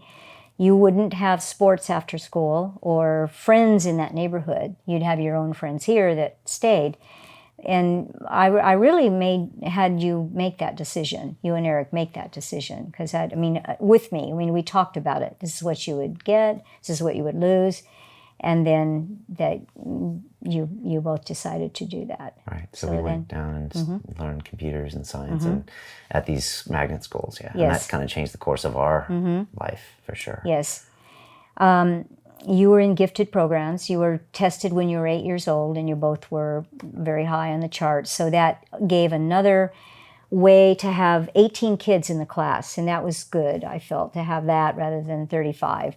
So not only were you at a math science magnet, you were with 18 kids. So, okay. Right. And then you were elevated to that was the higher status with 18. But what's ironic, I remember, is when Eric went to Bell Junior High, there were 18 in his gifted class, and they were all white. I thought, I don't know okay, we're integrating the school, but the class was still, all Caucasian. So, but, I didn't make the law, so I was grateful for the education. Yeah. I really couldn't have even bought that education in San Diego at that time. And I remember when you went to MIT, I asked you how you measured up to those kids who came out of the wealthy prep schools in New York and Boston. And you said, yeah, you felt your education prepared you as well. So I was glad to hear that. Yeah, so I worried, when you chose MIT and Eric chose Stanford, it was like, well, this will be the test to how good that was, how good your education was in the sciences especially. Yeah. And it was a great education. And I was really proud of you. And you asked me to go to look at the schools with you, and that was really fun to go. We went to Boston to see MIT. We went to Ithaca to see Cornell, and then we went to Philadelphia to see UPenn. Mm-hmm. And, and you knew it was going to be MIT. Yeah, I knew. Yeah, I was amazed walking around Harvard Square how old I felt with 18 colleges and universities being in the general area. Right. It's like a skew, right? And remember there was a busker in the subway? I remember you commented on that guy's playing his guitar. I'm not sure we'd ever seen that. Yeah. But the best thing was the MIT tour I took. And I told you that story. You want me to tell you it's real quick? Okay. So we do this tour of MIT. And of course, they have a rivalry with Harvard because Harvard's just down the block. And so this student, probably a grad student, told the story. He said that when the city of Boston was building the Harvard Bridge, they came to MIT and they came to Harvard. And they said, justify why we should name this bridge after your fine institution. So MIT sent all their engineers out there, their structural engineers and their civil engineers, and Harvard did a treatise on the historical importance of Harvard. You know, George Washington went here and all these other famous people, and we think you should name it the Harvard Bridge. So MIT found that it was structurally, I guess I would say there was a problem with the structure of it, and in their mind that it would fail within 50 years and have to be retrofitted. So they said, that's okay, you can go ahead and name it the Harvard Bridge. And sure enough, in 50 years, it had to go through some kind of a reconstruction. So I never know if that story was real or just, made up by MIT people. Yeah. And what was I like as a kid? Was I easy to deal with? Was I happy? Was I angry? Okay, yeah. So, well, you were very expressive, of course. And probably the biggest surprise was when you were 10 months old and you were in your high chair, and I washed your face with the washcloth after your food, because you'd done the finger thing. And you were so angry that I was washing your face that you bit the washcloth, and it was like, whoa, where did this come from? So definitely you expressed your emotions, and you definitely, made your presence known. And I think as you got older, it's normal for siblings to fight. Well, okay, I have siblings. I'm not from a single parent family, a single child family. But it got more and more, I think, as you got toward 11. And I just thought maybe it would benefit to have some counseling. And so there was this really cool guy. He was like a surfer guy. And I think you saw him for 9 months or a year, and I think it really helped you to sort out. I mean, it's hard because you're maturing, your emotional interior's changing. I mean, I saw it in each of you. I saw it in Claire as well, and she kind of went through some depression in high school. And so I thought it helped a lot. So, there was some of that going on. You would kind of bang things on the walls and maybe not do your chores later. So it got toward 14. Then you got toward 14. Slam doors and things Slam like that. doors Yeah. and, kind of and I like I say, a lot of that's normal. But still, it was hard for me. I was a single mom, right? And so I don't know, I've got to deal with that. So Can we talk about you becoming a single mom? yeah, I will. But I tried to go. I thought we should go to a counselor again. I thought it would be a good thing. I believe in counselors, in counseling. Yeah. I really do. But you wanted no part of it, and now you were 14, so I wasn't going to be able to convince you. And your dad all thought it was poppycock, so he never thought anything that I said was worth much. So there was no support there. So I was kind of stuck. So I read this book called The Strong-Willed Child. And I thought, I really need to sit down and talk to you and say, look, we have to work as a team, and we've got to share the chores, and we need to do these things. By then we had a college student living with us, Bill Boxer, because I really needed somebody between 4 and 7 each day to pick you up. I was working. carpool you to lessons, prepare the evening meal, do the grocery shopping, and I gave him free room and board, as you know. And I know he was such a part of our family. He was really a great part of our family. He really liked you kids. I think he was a good influence. But you know, and he was with us for like 2.5 years, and it was great. He remained a family friend, as you know. But I felt after reading this book that I needed to just talk with you. I wasn't getting any support from your dad as far as how to work with you through these issues. And it was getting a bit much, you know, he wouldn't just cooperate at all. And I mean, we got to live together. So I just went into you and I just said, this is Saturday morning and this is when we need to do our once a week. It's, you know, I'm not asking you to be a slave, but it's just the 1 hour to kind of make the beds and straighten up. And I think it was like 9 in the morning, and I said, you have 2 hours to do it. And do you understand that? And you said yes. And I said, well, I want you to understand that you're choosing to live here by doing the things that we each need to do on those Saturday mornings. And if you don't, then you're basically choosing not to live here. And I don't know if you got that concept, but that's the way I worded it. So, of course, you didn't do it. And I went in at 11, and I said, well, you've made your choice. And that was the hardest thing I've ever done as a parent in my life, is to basically say, it just isn't going to happen here. To throw me out of the house. Well, I just said, you've made a decision to live elsewhere. So go ahead. I was a little shocked by that. I figured you were. I mean, I figured you, since you stonewalled me and didn't do it, that you figured that I would just let it go, which I probably had done a lot of other times just to have the household function. But I decided that was going to be enough. We were 14. There was no way to help you to get any kind of understanding on that. And without your dad's support, I just didn't know what else to do. And he kind of minimized anything I ever said about anything, like I was a drama queen. Okay. Like, it's not really my personality, but maybe defensively he had to do that. So, that's what I did. So there you were out on the driveway. I remember out on the driveway and with my suitcase packed. Mm-hmm. Right. And I was just heartsick. I didn't know. Was it hard to do that? Very hard. The hardest single thing I've done as a parent. Yeah. Because I figured you'd called your dad, but I didn't know that. Yeah. Give you a hug right now. You had to do it. I know. Will you forgive me? I totally forgive you. I was a little punk ass. Okay. I needed that. I needed discipline, you know? Yeah, it was hard. Do you mean that was kind of 7 years after the divorce? Do you think I had a lot of anger issues on the back of that, do you think?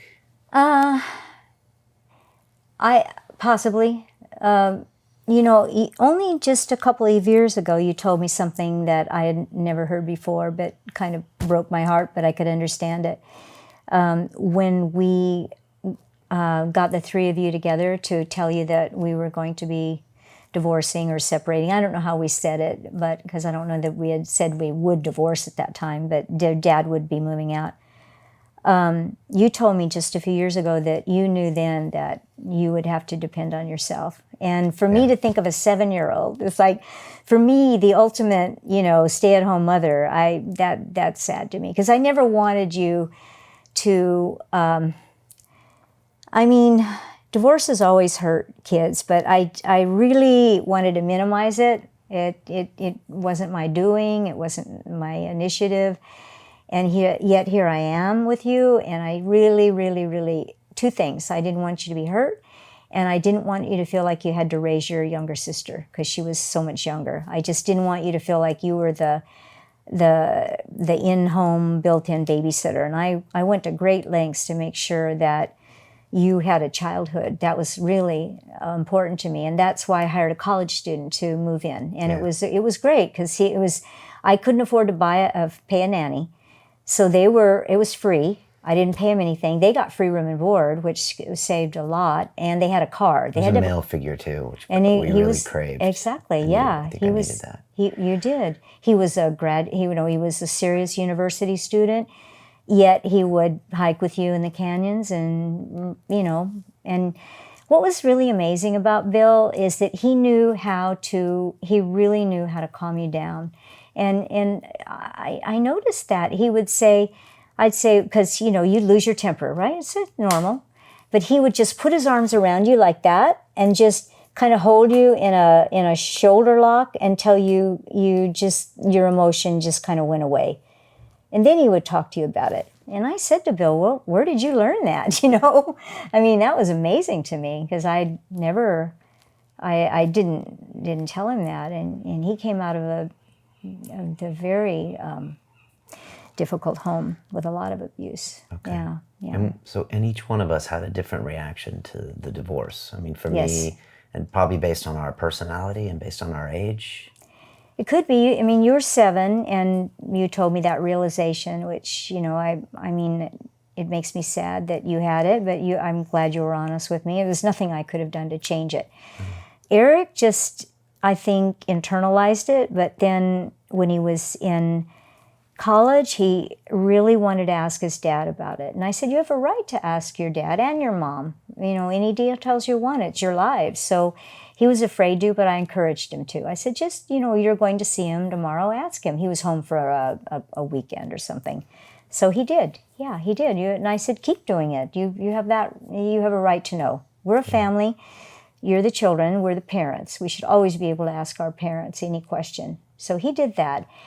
And I think Claire was the hardest on. Why? Because I don't want to say it was any more difficult for her than all 3 of you. I think that it's a tragedy for any child. But she was so sensitive that she just kept waking up in the night and crying for her dad over and over. She'd get sick at school.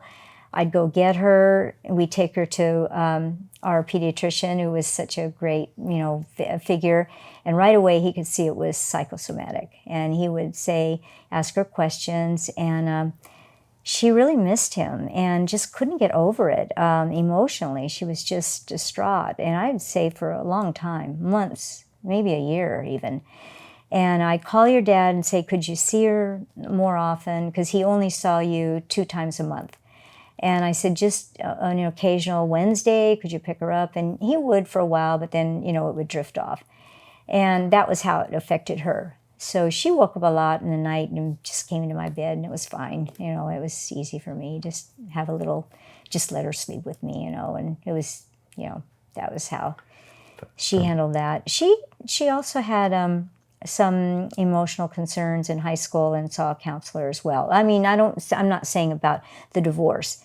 Remember, she was only 2 at the time. Okay.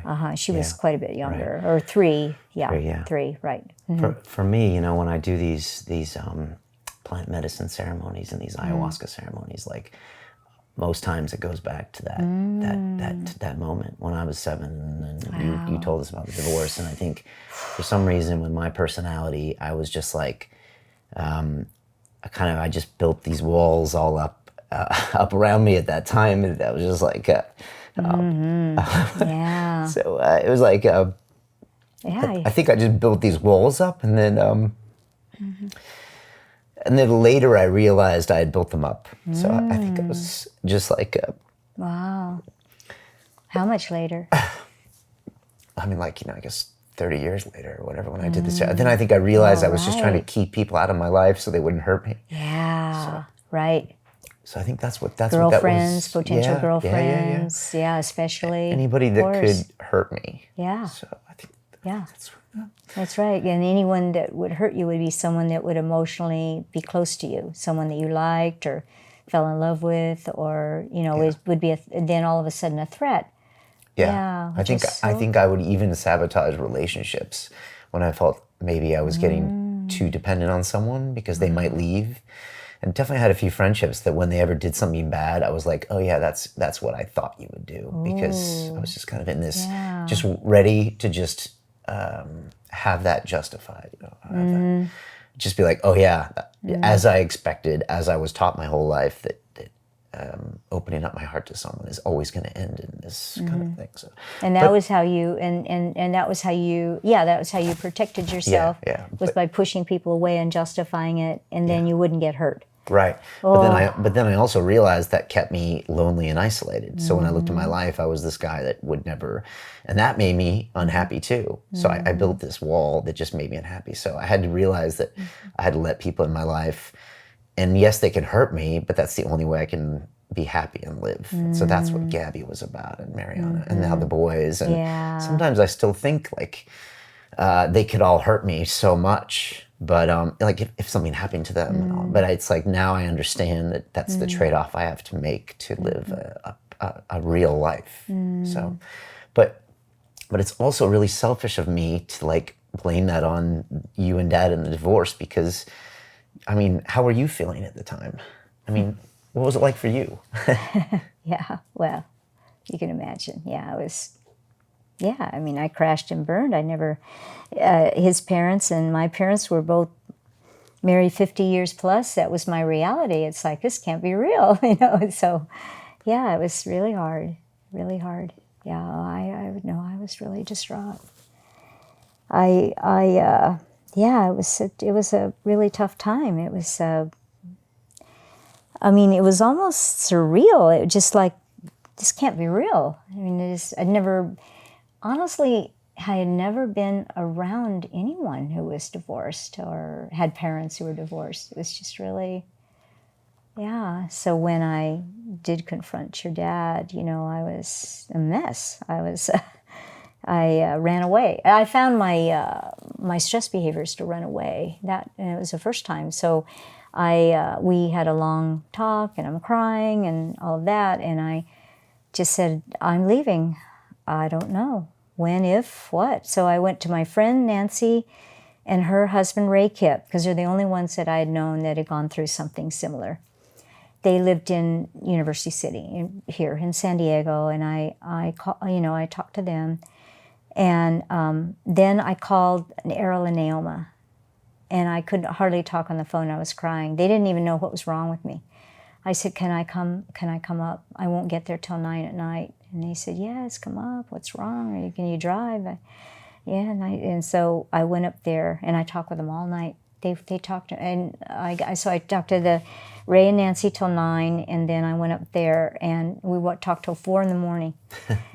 And they were so good. I mean, and I had never let down my emotions to anyone like that, but I just said to your dad, I just don't know if I can even come back, or if or when, or I mean, I just don't know. So I left. Claire was still breastfeeding because she was the late one, and she's the one that was the cuddly mama's girl. And that morning when we got back up again, Errol said to me, you need to go back. You need to call Freeman and give him a chance. And I appreciated that he said that, and they were a really good anchor for me, because they know your dad well. And they also, when, Errol was a wild guy in college, and Naomi didn't even know if he was going to show up at the altar. He was he was like off the wall, and yet look at the dedicated marriage they've had. I mean, he would go to the moon for her and back. So he said to me, I understand Freeman. I'm a man. I understand Freeman. You have to give him a chance. And I'm grateful for that he did. Yeah, I am. I am, because he was right. I did. And I knew in my heart I couldn't leave you kids. I mean, I was just in the pit of despair, and I had to sort of get my head on and talk to people. Yeah. So, I came back, and, your dad, he really wanted both. He didn't want to have to make a choice. I knew that was true, but in our reality in those days, that wouldn't be something I could do. I mean, I just wouldn't be able to do that. It would need to be, it would have to be a relationship that was between two, or just, go separate ways. I mean, other people can do it, maybe more in this modern era than then, but I didn't feel that I could give or receive in that kind of a threesome relationship on a permanent basis. So I remember him saying, well, I haven't made my decision yet. And he was going back to work. But by about 4 days later, I could just feel it, that he couldn't turn away. And I remember I cried all night, and I was just like shaking all night, and he's like holding me. I haven't decided. I said, I can feel it. You have to live your own truth. And And so we decided on a separation. He wanted to move right into her house, but I said, well, the least you can do with the kids visiting is you can get an apartment here, and he got one, like, down in PB for 6 months, and then, did that until he was sure. Yeah, so that's kind of where that was, and that's when I learned that I learned a little bit more. I never really had anything happen in my life like that because of my own, upbringing. There was never any issues like that. And that was when I really knew that I had to decide what was important to impart to my children, other than being hardworking, educated, decent people, all of that. And that was then the answer, that I really wanted you to have exposure outside of just American culture, and we could have short-term students in our home. And then I got that idea to go to Europe, that I had to run away. And I really found that my stress behavior is healthy if I run away. And so your dad agreed to take you 3 for the month. And I went to 7 countries, I think I told you, in Europe, and it was phenomenal. It was really good for me. Had a lot of time to think and opened up my world, and it's where I met Renee, Irene Ratcliffe, that hosted us later, and in a bus stop I met her, and then she became a friend of our family, and all those experiences. And probably the reason I'm in London right now. Yeah, I think so. That was, I remember telling her that we had a budget of $40 a night, in London, even in 1979. And she couldn't find anywhere, so she found this convent that would take adult, like young girls, like college-age girls from other countries were learning English. And the Mother Superior saw us come in with these tall teenage boys, an 18 and a 16-year-old, and she kind of looked down her nose, but we had $40 a night. We had our 4 cots. And then remember the night you went to the nightclub? Yeah. Do you remember that? Yeah, of course. And then they had an 11 o'clock curfew.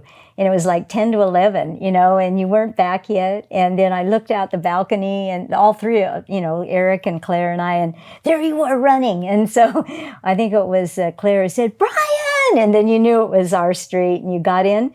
And as soon as you got in, I heard the doors go clang. So, yeah, it was fun. Yeah. And so that trip, when you ran away and took a break, kind of, and you came back, and you decided that, first of all, you weren't going to let, well, this is what I saw as a kid. First of all, you were going to be the greatest mom that ever lived, right? You're going to expose us to all this international travel and international people. And then you obviously weren't going to say bad things about my dad. I mean, that was something you both were always really good about. Yeah, I have to say that, and I give that credit to your dad too, because I've had that feeling. I don't think he ever badmouthed me, and I would never badmouth him to you. He's your father. He is and always will be your father, so there's no way. So he did, several things that were very good. He always took you on your every other weekend, and I think he provided levity and, did things with you all, I'm pretty sure. And he paid the child support on time, and the spousal was limited because we hadn't been married 20 years, so it was like for 8 years. It's like half the length. I really needed that. I had not worked in 9 years. I asked myself this question: if I use my life credential and go back and teach 8-year-olds, can I give my very best to my children at night? And the answer was no, I can't. I can't be around 35 8-year-olds and come home to my own. I can't do that.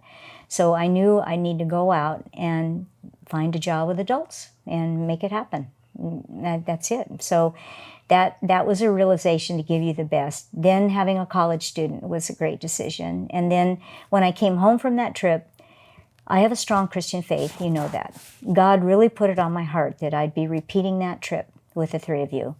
And it was like, yeah, why not?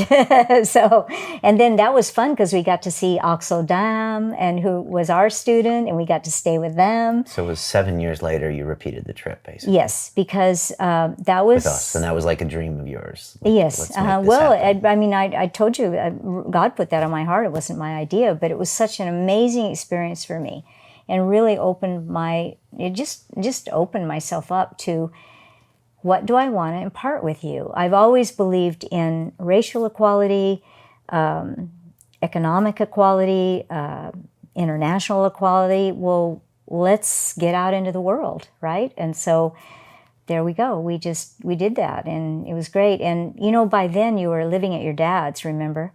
Yeah. And I was really glad when you said you would go with us. I was hoping in my heart you would, because remember, Grandpa Benedict wanted you to make amends with me. You wouldn't talk with me. I understand. You were angry at me. Okay, yeah. And so he said, oh, come on, they're coming over for Easter. We're going to be at the ranch. And then somehow or other, that trip was in there. You were 16. You would have finished your sophomore year, because Eric had graduated. He was 2 years older. Okay. And you said you would go. And Grandpa kind of talked me into it? Well, or? he talked you into even talking to you. Yeah, because we were all going over to the Bar D for Easter, like we often did. Okay. And he wanted you to come, but because I was there, you weren't really. You were angry at me. That's understandable. Why was I so angry? Well, because I always directed my anger at you. Well, why? Children do that with their parents. And just wait a few years. No, I know. Have you seen that in Gabby? Oh yeah, I have. Okay, yeah. well, But we are just the closest target. Is it because we have personalities that are the same? We're kind of both headstrong. I don't know. Do you? Maybe. I think we are.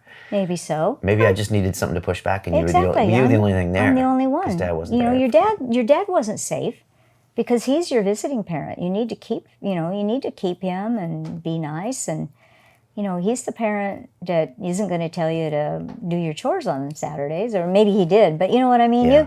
It's normal. It would be normal in my own family that it'd be the one that was telling me to do things that.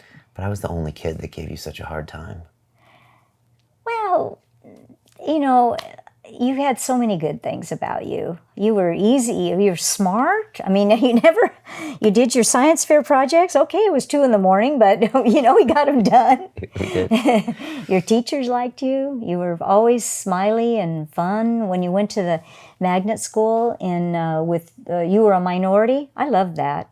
Yeah, it was great. You were a minority at this African American and Hispanic school, and you learned rap, and you learned, what's the other? You learned how to rap, and you learned how to break dance. Break dance. Yeah, you got it. Yeah, you did all that for us. And, even though we lived in a nice house in La Jolla, I hate elitism. I've always hated elitism, and I wanted no part of that for you kids. No part of that. No way. We drive an older car, and we have a college student living in because we can't afford a nanny, and your mother works because we have to make ends meet, and all racial people are equal, and all economic level of people were equal. I made that clear when we'd go into Mexico for our nice weekends that we would do down for eating fish tacos and at the beach, and that probably came out of my own parents. And the Roses as well. They would have all been the same way.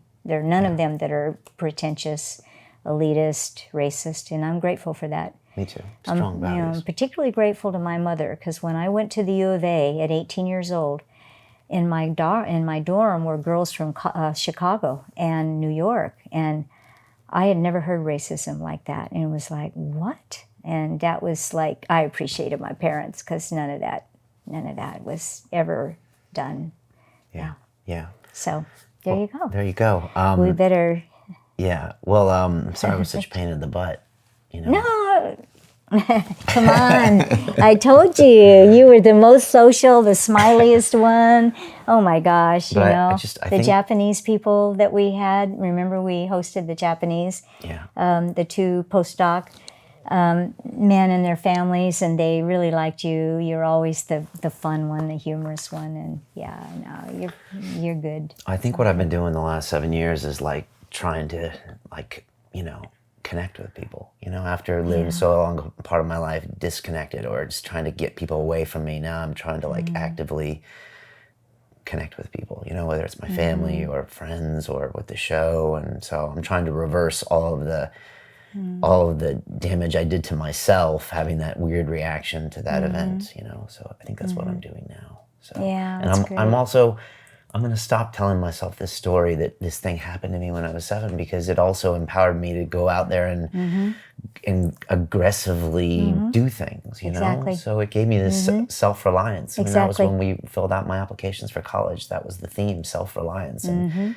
I think that came from the divorce. Yeah. You know, and that, and I never lack for the, I mean, one thing I'm super grateful for is I never am like, I don't know what I'm going to do next, or I don't feel like doing this to the extreme. Like everything I do, I want to go all in and I want to go big with it. And so I think that has to do with the way you raised me, and then even the divorce. And even the divorce, I agree. I think I, in a parallel way, have only discovered that in the last few years, that your dad's change to go a different direction in his life was so freeing to me. At the time, it was a tragedy.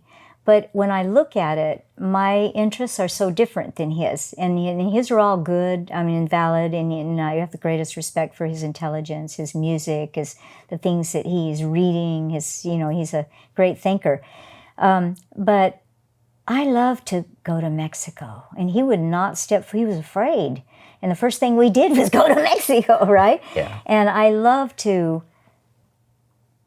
took a chicken bus through Central America for a month. I had no idea where I was going to sleep the next night. I love that. I read it in a book, and I'd tell friends, and they're like, I'm not going with you. And then I love hiking in the Sierras and all of that. And it's like, I'm free now to do that. And I can go to over 100 countries now, and I can find out the basics of Chernobyl and talk to the people that were hurt there and see the circumstances in life that somehow my parents made a difference, that they raised me to have an interest in that. And so that tragedy freed me to live a potential that I would have never been able to do, or never allowed myself to do. I could have done it, but You wouldn't have. in our era, no. If it would be, we were a little freer in your dad and my generation to do individual things than our parents, but still not as much as I've done, where I've traveled to 100 countries and gone away for 3 months. And you still are. Yeah, I love it. I love You're it so still going. much. You travel places that you travel to North Korea and Iran and Chechnya and the Antarctica. Yes. Yeah. And I'm going on to Sudan and Pakistan in the future. Yeah, right. Yeah. But it's thanks to my parents. Yeah, right. And the last quickie I'll tell you about my dad is I was in Kenya, and we were at a game park. And this couple had bought the land in 1968. Grandpa bought the Bardee in 1968. They left a sliver of the land for some giraffe and rhino, that were on the property. But the rest, they did cattle ranching. And now we're out looking at the wild game. And so I said to the leader, could I talk to the ranch manager? Do you mind if I, do that? And, oh, no. So he spent an hour with me. And I said, well, tell me about your Borana, their native cows. They're like Brahma. And he said, yeah, that was what the owner in 1968, that's what he had, but they didn't breed that well. So they mixed them with a French cow, a Charolais. And I said, what? And he said, yes. And they got a lot more fertility. And I said, but my dad did the same thing at the Bardee with a Cimbra, with a Simmental. It's another French cow, and it raised the fertility rate. These men in the same era and the same kind of breeding were continents apart. And so Grandpa Benedict comes up for me as well. I asked him about their inoculation program, about all of the diseases they could get or not, and how they do it. Do they brand? Do they castrate? Do they, that's all Grandpa Benedict. So you will find your parents will be in your mind, both your father and your mother, in some way. For a long time, right? Yes, and it kind of, it sparkles up. So yes, I do believe that the low points in our life, actually, if you are patient, become the opportunity for doors to open that most fit your journey. And you're on that journey. I'm really, really proud of you. And the other advice I have is to always be vigilant about people who aren't real. You never know anyone till you know their backside. We've talked about that before. And there's a lot of narcissism out there, and it's very damaging. So you've got to be careful about relationships where you kind of see those.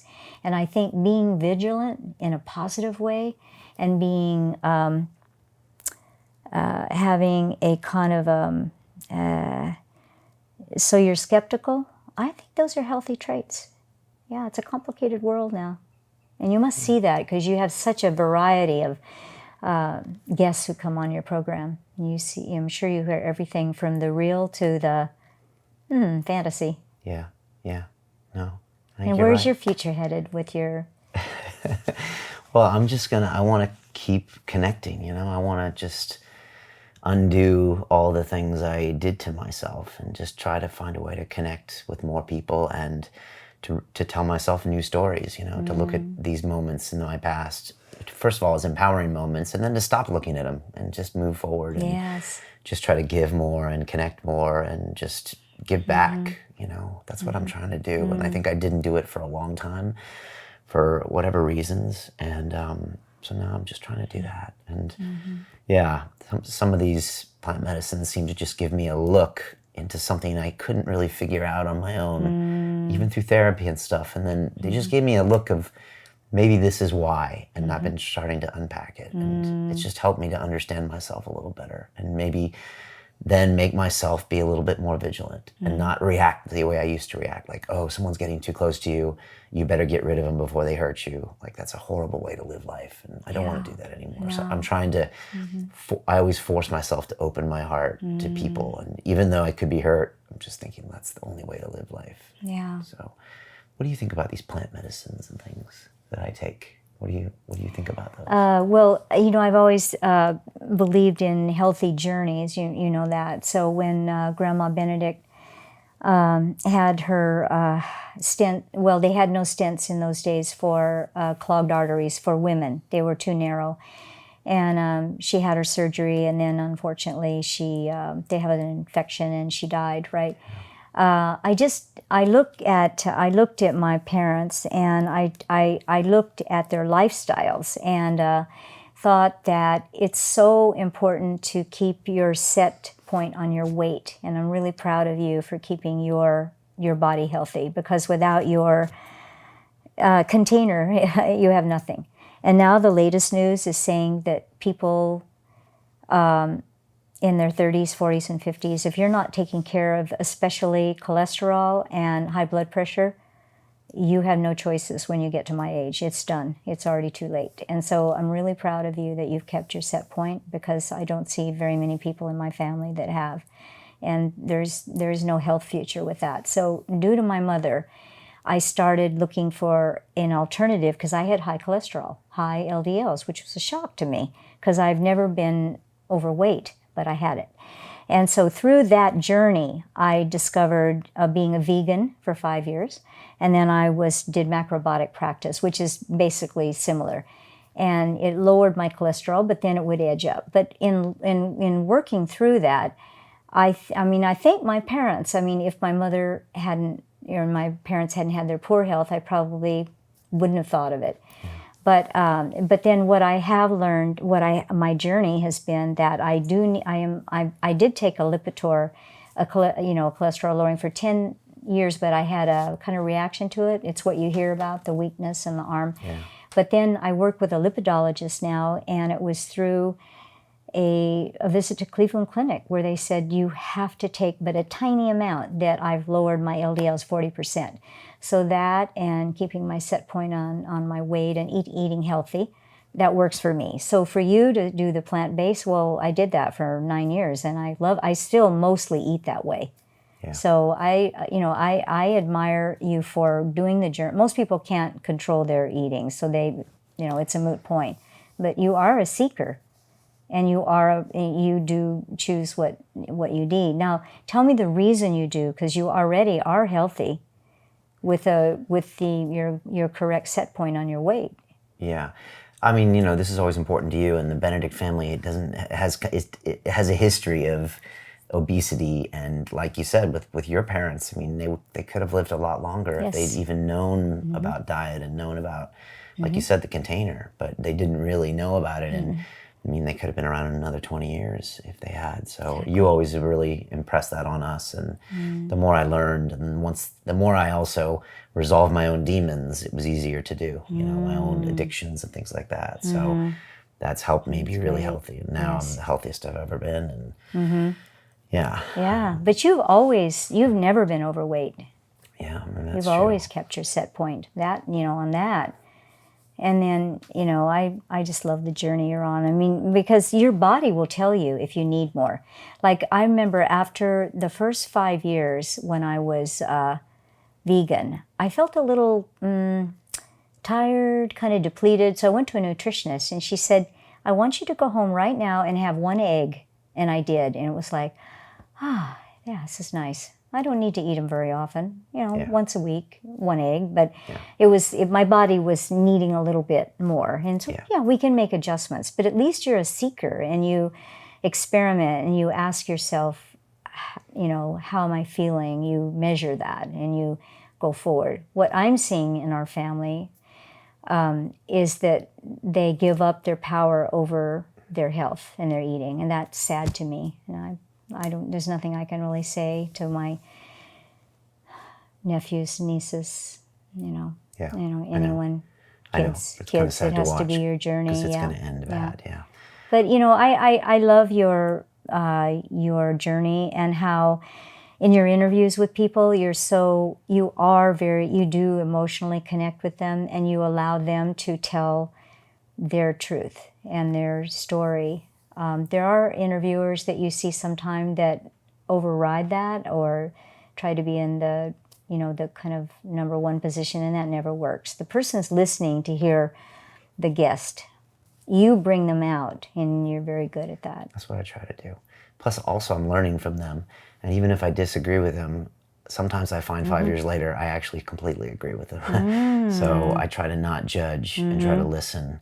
And just listen and learn. You know, it doesn't mean I have to do everything they say, but I don't think my job is to impress my point of view on people. Yeah, you're very tolerant, and it's great. It's what makes you a great host is that you bring in this huge disparity of people that, you know, I mean, like the guy who had got you interested in doing the race. I mean, he's a weird guy who's been through a really tumultuous journey, and yet you're very honoring of him and respectful. You let him say his truth, and it added to your film, and it added to your own journey. So that takes a lot. That takes a lot to be able to give people that much space. Yeah, I guess I got it from you. Oh, I don't know about that. No, sometimes I think I'm not that tolerant. Really? And what do you think of these psychedelics that I do, this ayahuasca and that kind of thing? Well, I know you've done it 3 times, right? Or I did 3 last year in Costa Rica, and then, you know, about 7 years ago was the first time I did it, and that's when it showed me, you know, Brian at 7 years old and all these things I had done and built these walls up, and I was crying during the ceremony. But it was the first time I ever actually realized the patterns I was running based on this reaction to something that happened 30-some years earlier. And it was the first time I could consciously change those patterns by moving in with Mariana and Gabby. Like, that was my first way of saying, okay, you can stop whining about the past and make a proactive change in your future by taking care of this little girl. Yeah, so, who needed a father figure too. Yeah, but that was for me. I'm curious what you think of them. Yeah. Well, you've always been very open about it. Well, I mean, because I knew about it. You were open, and plus I knew about it from London Real. How do I feel about it? Well, I'm always concerned about safety, you know, or about something being overboard. But I mean, I raised you 3 to live your lives to the full and be free and accept however you are, wherever you are. I think you already know that. I don't put reins on any of you, and you're each very individual and different. I think because I've gone on alternative routes, like being vegan, and when people thought I was pretty crazy, and macrobiotic practice, I'm open to alternative looks at things. I mean, I really am. I think there's value, and I think if we trust ourselves to measure and make a decision after each event, that's the best we can ask of ourselves. Do I worry that you'll have too strong a dose and that it will impair you? Probably I do worry about that, especially when you went to Costa Rica, because I know you asked to have the stronger dose. You told us that.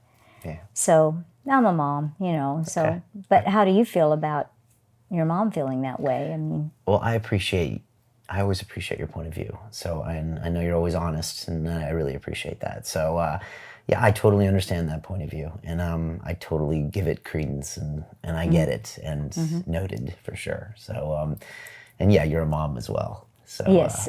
but you're right. I am out there to live life to the fullest, and sometimes I've gone a little too full, as you know from Iron Mind.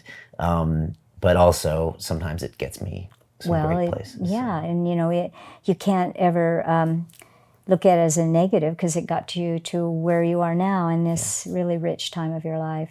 Yeah, I'm super grateful for Yeah, everything. and Mariana and Gabby are, I mean, she's gold in my eyes, you know, because she was a whole really big part of your healing. Yeah. What do you like about her?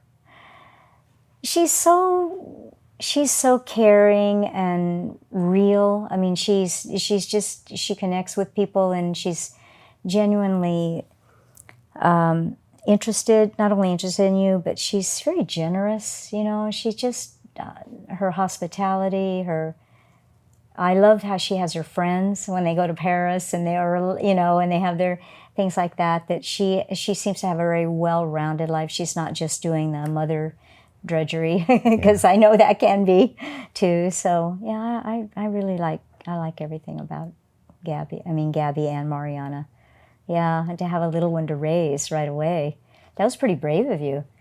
Oh yeah, move to have in. Gabby. Yeah. Well, Gabby came into my life the same age that you and Dad divorced. 7. So I kind of figured that out right away, and I was like, wow, you're taking care of this girl whose parents have just separated and divorced after she was abducted. So I felt really like I had a responsibility there, and I felt great about that. And so she changed my life. She saved my life in a lot of ways. Yeah. You know, just having to care for her was a big deal for me. And yeah, she really changed things for me in a big way. So Yeah, that's great. and you know, in raising her, I've noticed what you did for me. So really? when she pushes back against me, I started to understand what you were doing for me. So I just want to say thanks, Mom, because by being by being really strong with me and putting these rules down and being disciplined, I thought you were just being a jerk, but what you were doing was you were loving me. And so now I see that with Gabby. When I do that and she pushes back, it's like 20 years from now, you look back and say, oh, it shows love. Because if you don't give a shit, then you let me do whatever I want. But at the time, I was fighting with you, and I know I'm pretty nasty when I get into a fight. So are you. And so, so we butted heads. But exactly. I mean, you know, you were just an amazing mom, and I saw that. And from the camping trips to the books we read to the trips to Tokyo and Hong Kong and Europe and the exchange students and the college students, and like you gave me the greatest childhood ever. So thanks, Mom. It was fun. It was a fun journey. And again, you know, that all happened because of the divorce in my life. It wouldn't have happened. I can tell you it wouldn't have happened. Yeah. So I'm grateful. I'm grateful that I had you kids, because I had to think about, in reordering my life, I had to think about, what do I want to impart to you, right? So that was really great. Well, why not go to Japan and live for a month with the families? You know? Crazy. Yeah, and we went into the restaurant, and you were serving in the Japanese restaurant. That was so fun. So none of that would have happened if you hadn't have been divorced. No. I wouldn't have had those experiences. No way. We wouldn't have taken the trip to Europe, probably. No, and I wouldn't be in all. London. There'd be no London Real. No, none of that. It would have been just a boring, what would you call it? Suburban upbringing in San Diego. I mean, I can just tell you that. I mean, we would have done fun things, but it wouldn't have been any of those. No. You're right. So we can, you know, it's really good what you've realized, and that I realized more in the last few years, is that loss is never anything that I ever anticipated in life. Loss and the getting through the grief of loss and the recovery of loss. And when you look back on your life, there's a lot of loss at certain stages, right? And if I could go back and be my 30-year-old or 35-year-old parent and teach my children now about loss, I would say more about that and how there are ways to empower yourselves and come out of it that look at it as an opportunity. It may not look like it now, but you'll see that later. Yeah, so that's that messages that have come to me just in the last 6 months or a year. The value of loss and recovery, being vigilant, watching for people so that you know their backside before you commit to their front side. Those are kind of things that you just see in life that could be destructive if you're not, if you're not alert. Yeah, powerful lessons. You know, I know so many people that are still living in the trauma of the past, and it creates the rest of the 30 years of their life. They're living about, oh, that one time someone did this to me, and but like you said, if you can recover and learn and look forward, then it's a whole different life. Exactly. Yeah. I mean, mine's completely 180 degrees different. I wouldn't have invested in real estate. Why would I have bought a rental property? Right. I wouldn't be traveling the world. No, none of that. And that's the most exciting thing in my life now, except what my kids are doing. And your grandkids. Who I get to visit in great places now. I know, you're all over the place. Yeah. When people ask me, well, where do your kids live? London, Geneva, and Oakland. Really? How'd they get there? So, have you got a few hours? I'll tell you a story. Right. Yeah. So anyway, I'm proud of you. And really, all that you've achieved and allowed yourself to suffer. I mean, that was... A lot of people would not have the strength to have gone through the healing that you have in the last 10 years. So you should thank yourself, too, for that strength of character. Yeah, Thanks. I mean it. Came from you. Yeah. All right. Well, sorry you had to chase me all the way here to get this talk. 4 years I've been working on this.